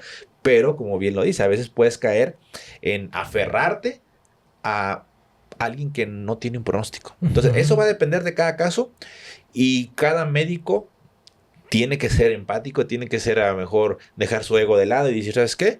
creo que ya no me voy a ir con cuidados terapéuticos o con intervenciones terapéuticas. Ahora este paciente va a requerir unos cuidados paliativos, que es pues dejarle una muy buena analgesia, medicamentos potentes para dolor, como a todos, ¿verdad? En general a todos, y a lo mejor ya no subir las intervenciones. ¿Sabes qué? Ya los medicamentos para que mantenga la presión están al doble de lo que se ocupan. Sabemos que no hay Ya no. oportunidad, o sea, tiene medicamento para que contraiga el corazón al triple. ¿Sabes qué? O sea, sabemos que ya no es una persona viable. ¿Sabes qué? Hizo paro, lo sacamos del paro y está peor que antes del paro.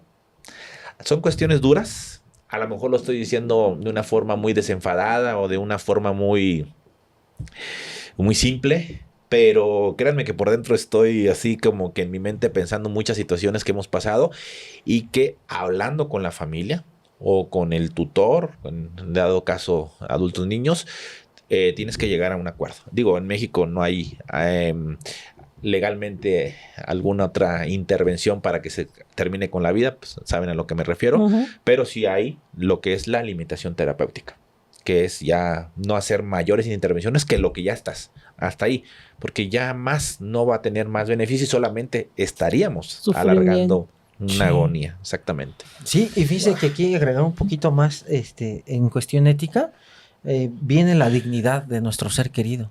Hasta dónde queremos verlo, que una de las grandes complicaciones, doctor, pues es las escaras, maestra.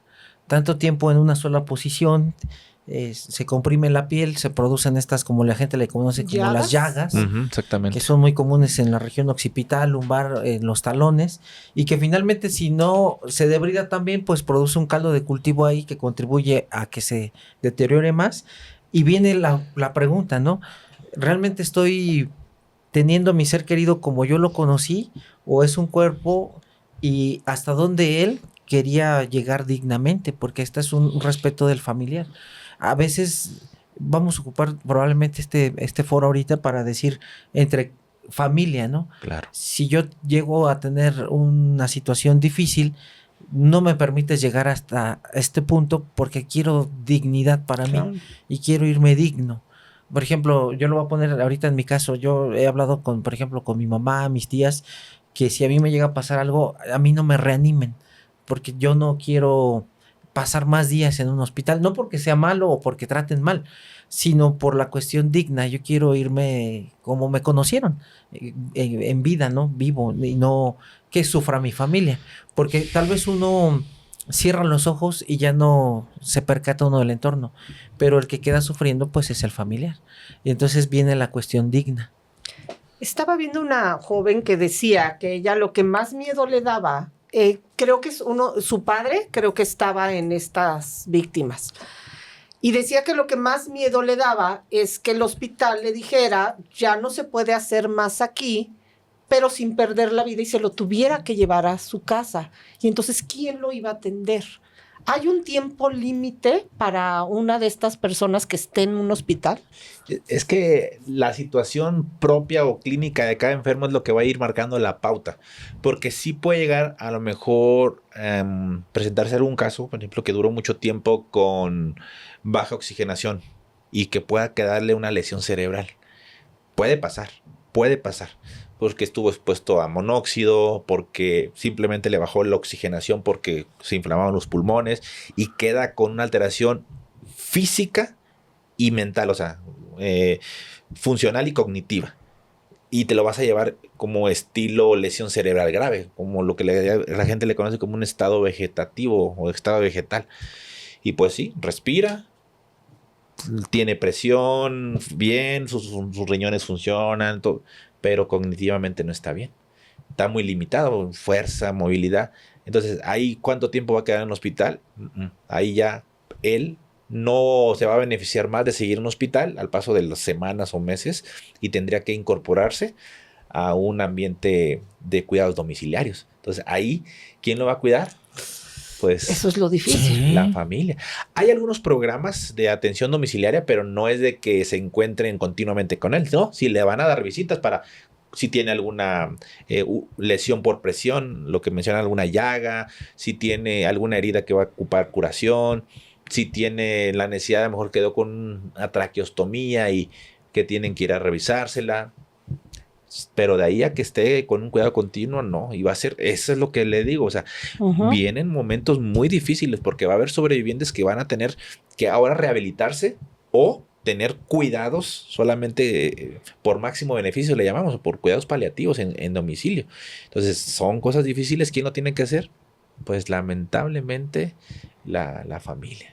No hay de otra. Y que respondan estos seguros y estas empresas, ¿no? Sí, porque hasta va a haber necesidad de a lo mejor un cuidado de enfermería, a lo mejor básico, pero va a requerir un cuidado de enfermería una vez al día, un turno, a lo mejor los turnos de la noche. Oxígeno de algunos que puedan quedar con algún daño pulmonar y que requieran oxígeno toda su vida. Los que queden con alguna amputación de la extremidad. O sea, sí va a ser situaciones muy difíciles donde, repito, muchos nos estamos enfocando ahorita en la emergencia, bla, bla, bla, en los fallecidos incluso, que ahorita pues igual no sé si nos vaya a hablar también de esta situación.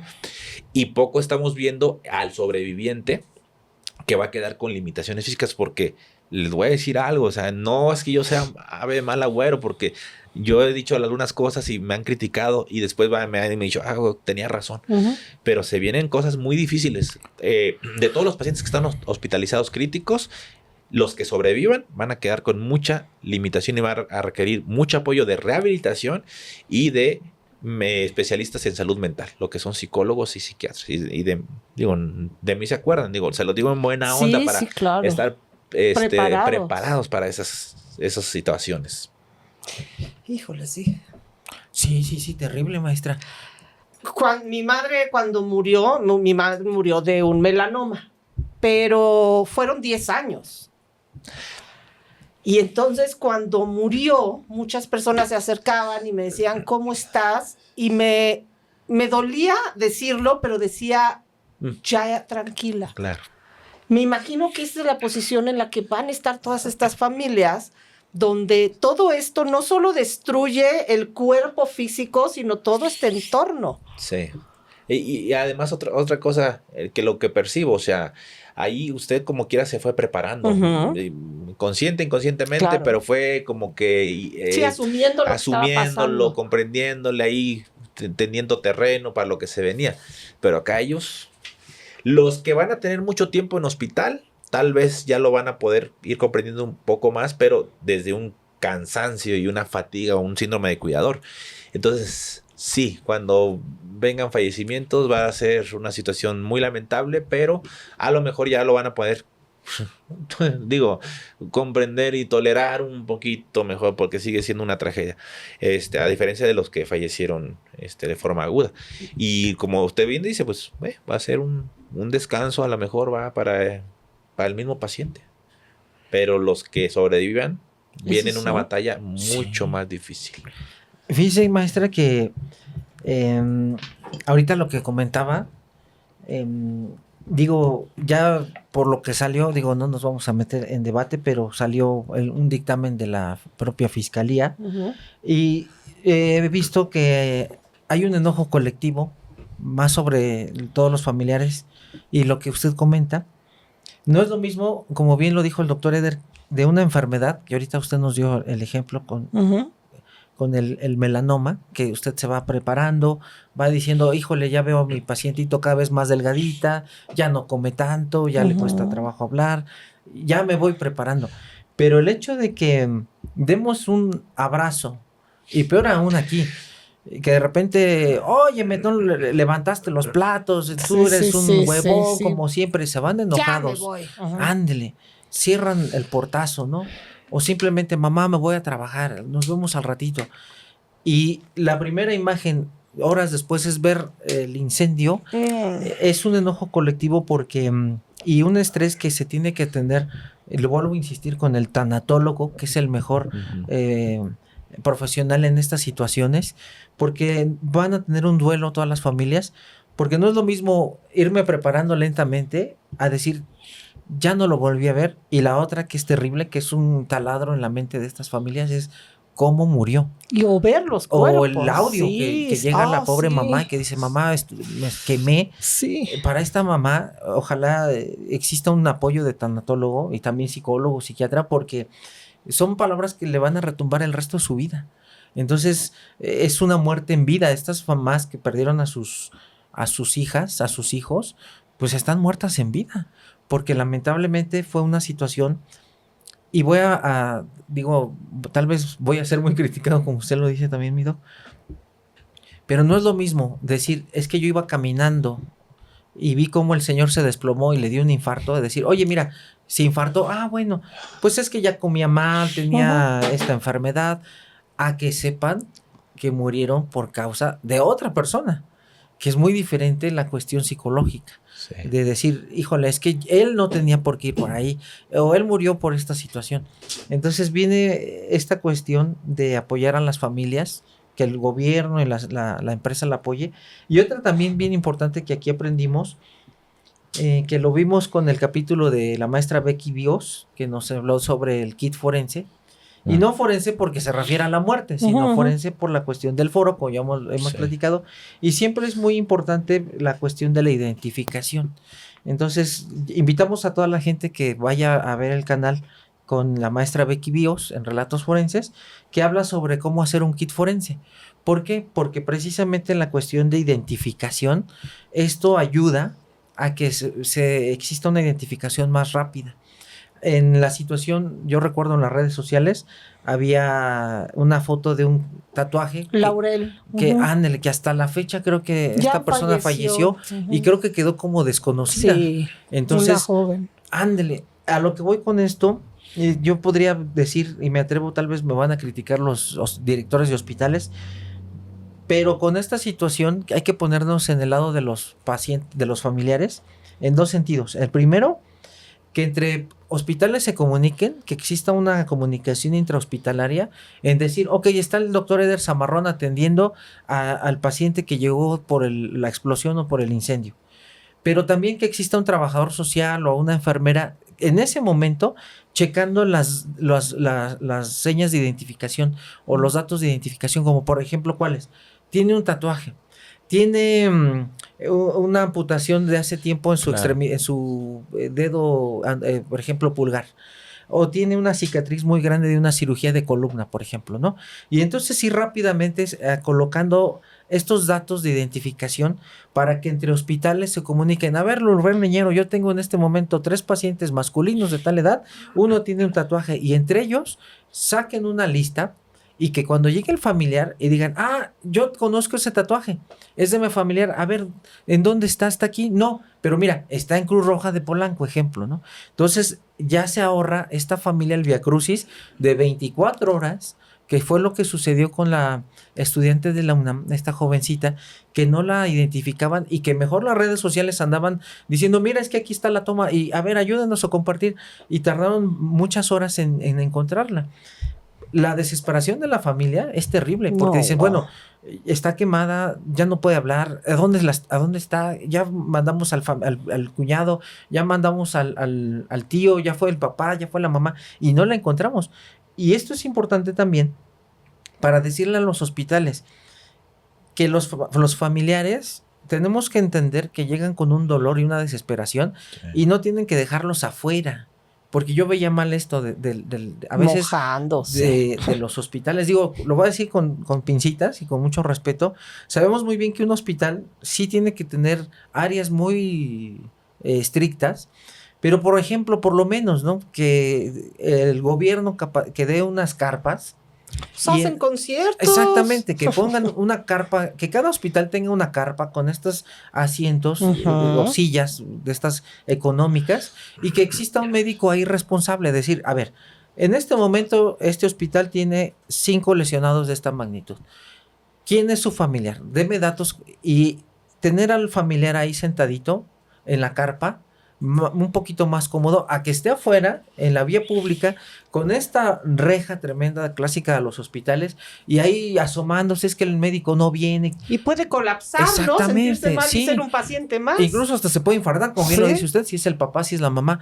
Entonces yo sugiero esto, que los hospitales pues tengan una carpa, que tengan sillas, no se echan a perder, y ojalá y no, pero en una situación de catástrofes, pues sea incluso más personalizada la atención y no tenerlos ahí, pues espérense ahí hasta que salga el informe hasta las 10 de la noche, ¿no? Yo me acuerdo cuando yo era más chiquita, voy a decir más chiquita, en el pasaporte decía señas particulares. Y si tenías tatuajes, ahorita ya está eso, eliminaron. Sí. Y ese era un buen dato para tener. Y muchas personas, porque por lo que entiendo, pues un tatuaje es en la subdermis. Sí, ahí no sé hasta qué nivel va, pero yo creo que sí afecta, o sea, no afecta, perdón, que sí lo hacen de epidermis y dermis. Pero Entonces, entonces si está quemada se podría borrar, ¿no? sí, también se puede borrar, pero depende Sí. la profundidad del tatuaje. Del Como tatuaje. quiera, como les digo, no necesariamente hay zonas homogéneas de quemadura, hay heterogéneas y a lo mejor si una parte del tatuaje se ve, pues a lo mejor lo pueden Sí, ya identificar. con Ahí sí eso. yo desconozco, ¿eh? No, incluso Ujú. como dice el doctor Zamarrón, si se quemó, pero tal vez queda ahí como una mancha, por decirlo así. Entonces el familiar dice, es que tenía un tatuaje en la mano derecha, en la palma. Sí. Oye, es que se quemó la palma, pero tiene un manchón aquí en la mano. Entonces, eso puede ayudar también. Pero entonces en el ámbito ya forense, que desgraciadamente mueran estas personas, si tiene un tatuaje, ¿se puede hidratar de alguna manera esa piel y salvar alguna imagen o algo? Miren, no como tal, porque como es tejido necrótico, como nos lo dijo el doctor Eder, se tiene que quitar, se tiene que debridar. Pero sí cuando en el momento, por eso es bien importante, en el momento que, ejemplo, el doctor Eder está ahí atendiendo al paciente quemado y las enfermeras están ayudando, tal vez, ejemplo, se me ocurre un trabajador social, un médico interno, un pasante, otra enfermera que diga, a ver, yo voy a notar en este momento señas particulares. En el momento en que están desvistiendo, le están quitando la ropa o pedazos de ropa, yo alcanzo a ver que trae ahí un tatuaje, lo voy anotando, tatuaje amorfo. O fotografías. Ándelo, foto. la fotografía. Y entonces puedo empezar a hacer como un catálogo de las señas particulares de esta persona. Esto facilitaría mucho a todas las familias que llegan y decir, oye, porque muchas veces en las quemaduras, a veces como médicos nos cuesta trabajo determinar una edad. ¿Por qué? Porque se han perdido las cejas, el cabello, todo. Sí. Pero las señas particulares sí son muy precisas. Y esto, como decía algún médico del área postmortem de Cruz Roja, la mamá es la que sabe tus señas particulares porque te ha cuidado toda la vida. Entonces, es que mi hijo se abrió un día de borracho, ejemplo, la ceja, cicatriz, y trae quemada la ceja, pero ahí se ve la cicatriz. Entonces, esta enfermera o este pasante, el interno, trabajador social, trae una cicatriz y rápido voy anotando. Entonces, esto podía ayudar mucho a cortar tiempos de identificación también. Sí, fíjese que ahorita me estoy remontando cuando lo estoy escuchando, cuando tuve la atención de víctimas múltiples de quemados, en aquellos momentos yo me acuerdo que por instinto, y esto pues yo estaba haciendo la subespecialidad de medicina crítica, o sea, de terapia intensiva, les preguntaba el nombre. O sea, yo les decía, nombre completo. Y como que todavía estaban conscientes, estaban hablando, pero estábamos a punto de intubarlos. Entonces yo les decía, espérense, vamos a aguantar tantito. O sea, llegan todo listo. ¿Cómo te llamas? Ya me decían, por ejemplo, Francisco Rangel Gutiérrez. ¿Cuántos años tienes? Tantos años. Ok. ¿Te acuerdas de algún teléfono? Sí. Y lo apuntamos, tengan. Entonces yo los comenzaba a identificar así. Porque algunos compañeros, pues por la emergencia y todo, yo lo entiendo, Sí, sí. obviamente, los intubaron y ya después pues no sabíamos la Exactamente. identidad. Entonces yo me acuerdo mucho que hice esa estrategia y que nos ayudó mucho para poder llamar a los familiares específicamente y pues poder identificarlos. Sobre Sí. la edad, si tenía alguna enfermedad Sí, rápido. sí, claro. Y no solamente, porque a veces llegan muy graves y con mucha dificultad respiratoria los tienes que intubar. Entonces eso yo creo que también a lo mejor a los profesionales de salud les puede servir. Está excelente, Claro. ¿sabe por qué? Y aquí dos cosas. Una, hasta el apodo. Oye, ¿cómo te decían? Ándale. Ejemplo, el Boyas, ¿no? Entonces, El muñeco prehispánico. El muñeco prehispánico. Entonces, ya con eso, ven ahí en el catálogo o la hoja, se dijo que lo conocían como tal. Claro. ¿Por qué? Porque la Sí. familia, los amigos son los que nos identifican. Y el ejemplo que usted está mencionando muy bien es como la persona que quemada le dijo al policía, está mi cartera, yo no quiero morir desconocido. Entonces, esos son elementos. fuerte. Sí, exactamente. Entonces, esos son elementos que ayudan a la identificación. Y usted ayuda mucho también a la familia, porque son 24 horas de sufrimiento o más de una familia, de decir dónde está. Es una desesperación terrible. Cuando alguien tiene un evento y después va a un hospital o fallece en el lugar, se toma pues como un accidente que se va al área legal, llega contigo. Ajá. Y entonces, ¿por qué hay una dispensa de autopsia?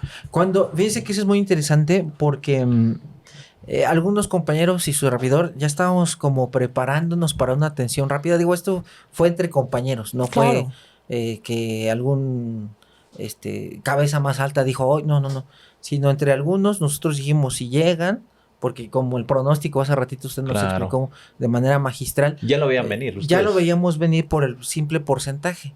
Entonces, lo peor que puede pasar en unas catástrofes de estas es que todavía la persona fallecida termine en una agencia del Ministerio Público y ahí se avienten otras 12 horas para la documentación, que está mal, que ya puso el MP mal la carpeta bueno, llegue todavía una morgue y en la morgue se avienten otras 12 horas para liberar el cuerpo. Entonces, ya teníamos como un pequeño entre algunos, nada más fue entre poquitos, decíamos, bueno, si llegan, tenemos que trabajar rápido para que la familia ya se vaya a descansar. ¿Como plan de acción? Exactamente, un plan de acción, pero fue muy interno, precisamente para que la familia no se quedara tanto tiempo ahí. Entonces, ¿dispensa qué es? O sea... Y ahora lo que mira, la dispensa es cuando la autoridad investigadora, por ejemplo, podría ser el fiscal general o incluso un ministerio público. Dispensar es decir, tengo la causa de muerte muy clara y no es necesario que se le haga una autopsia. Exactamente, dispensa o perdona la autopsia. Porque no hay más que investigar en la cuestión de causa de muerte.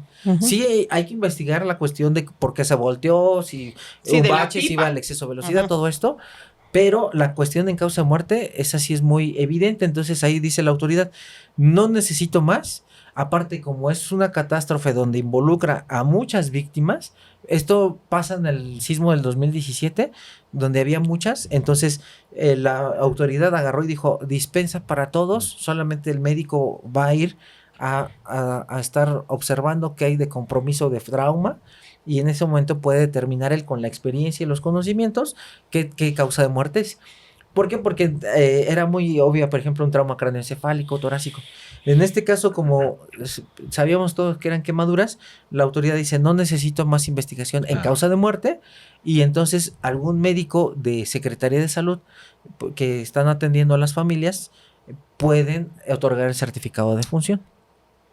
Y entonces se dispensó. Y por eso es que a todos les están entregando su cuerpo y ya con esto darle una sepultura que necesite. Si hay alguna duda por parte de la autoridad, entonces sí podría solicitar la autopsia, pero si no, la dispensa. Pero cuando son casos aislados, que por ejemplo a mí me ha tocado que fallece una sola persona de un solo evento de incendio, de quemaduras por térmicas, ahí sí nosotros no le hacemos el certificado. No, ahí sí, mi doc, esa es muy buena pregunta. Ahí sí es necropsia sí o sí, porque están investigando, como es un evento aislado, entonces se tiene que investigar tanto la causa de muerte como los probables responsables y por qué se dio el incendio. Entonces ya es muy diferente a toda la magnitud de la catástrofe, que por medios de comunicación, peritajes externos, peritajes de otras áreas, ya todo sale de manera más fácil y resumida. Que primero hubo un asesinato y luego lo quemaron. Entonces ahí sí. Exactamente. Pero acá no. Acá no. Todos fueron quemados. Sí, y usted está viendo la evidencia, por ejemplo, tan solo de las noticias en vivo de la pipa. Aquí no, porque precisamente puede llegar, ejemplo, un muñeco prehispánico, estrangula a alguien, finge un incendio y entonces se quemó. Y aquí la autoridad sí tiene que investigar. Órale, qué interesante, ¿eh? Sí. No, yo no, pero pregunto porque no sabía qué era. Usted sí lo preguntó como que qué es una dispensa, pero yo, como que me perdí un poquito, pero sí suena, os digo, obviamente. Humano. Es lo que le iba a decir, suena bastante humano, es lo que le iba a decir. Suena bastante humano lo que hicieron, la verdad, qué bueno. Sí. Pues creo que esto es básicamente, pues sí, darle honor a quien honor merece, que son pues todas estas víctimas, familiares, policías, bomberos. Es que creo que si algo tenemos, nos quejamos luego de México, de los mexicanos que no actuamos como debiéramos, pero si algo... Queremos que el gobierno actúe, ¿no? Y que el gobierno apapache y que les quite peso. Pero el ver todas estas familias también apoyando, aún sin tener una víctima, creo que eso es lo que nos hace mexicanos, lo que nos hace que nos debamos sentir orgullosos de donde estamos. Sí, claro. Doctor, ¿usted con qué quiere cerrar? Pues yo quiero cerrar con la siguiente reflexión. Se habla de alrededor de 100 personas que sufrieron quemaduras, más de 30 que afortunadamente ya fueron egresadas porque tenían quemaduras a lo mejor no graves, más de 30 que siguen hospitalizadas, algunas en situaciones críticas, y hasta el día de hoy que estamos grabando este episodio, que es 17 de septiembre, han fallecido pues 19 personas.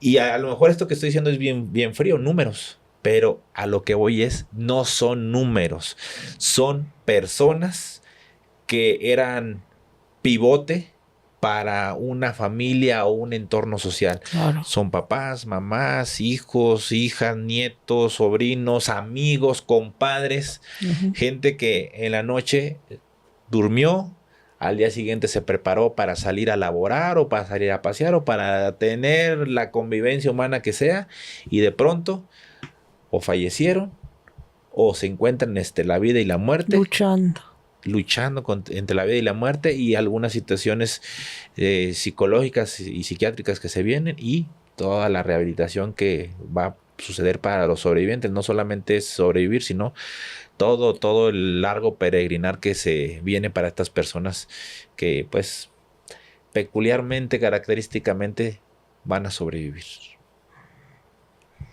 Qué triste, maestra y maestro Eder. Sí, Pues es triste. muchas gracias. Fíjense que queremos irnos honrando a estas personas y un mensaje tal vez un poquito, como usted bien lo dice, doctor, contundente, frío, pero estas cuestiones de hechos de tránsito no son accidentes, son cuestiones que se pueden prevenir, y para que todas las personas que transportan elementos químicos peligrosos pues tengan más prudencia. Las empresas que certifiquen, que sean más estrictas en la certificación de válvulas, porque no nada más es que queda como anécdota, como una tragedia ahí, Claro. sino afecta, como bien lo dice usted, varias familias se destruyen, y no queremos héroes, estamos hartos de héroes. Como bien lo dice, y voy a tomar esta frase de la hermana de la abuelita con la nena. Yo hubiera preferido, y lo pongo entre comillas, como dijo, yo hubiera preferido que no hubiera sido mi hermana una héroe. Claro. Yo la quería viva, y en este momento queremos eso. Sí. No queremos héroes. En México está harto de héroes. No necesitamos héroes. Queremos a nuestros seres queridos con nosotros. ¿Para qué queremos héroes si no hay necesidad? Entonces, a lo que voy con esto, por favor, hagan bien las cosas, manejen con precaución, y un minuto de silencio para todas ellas. Nos vemos.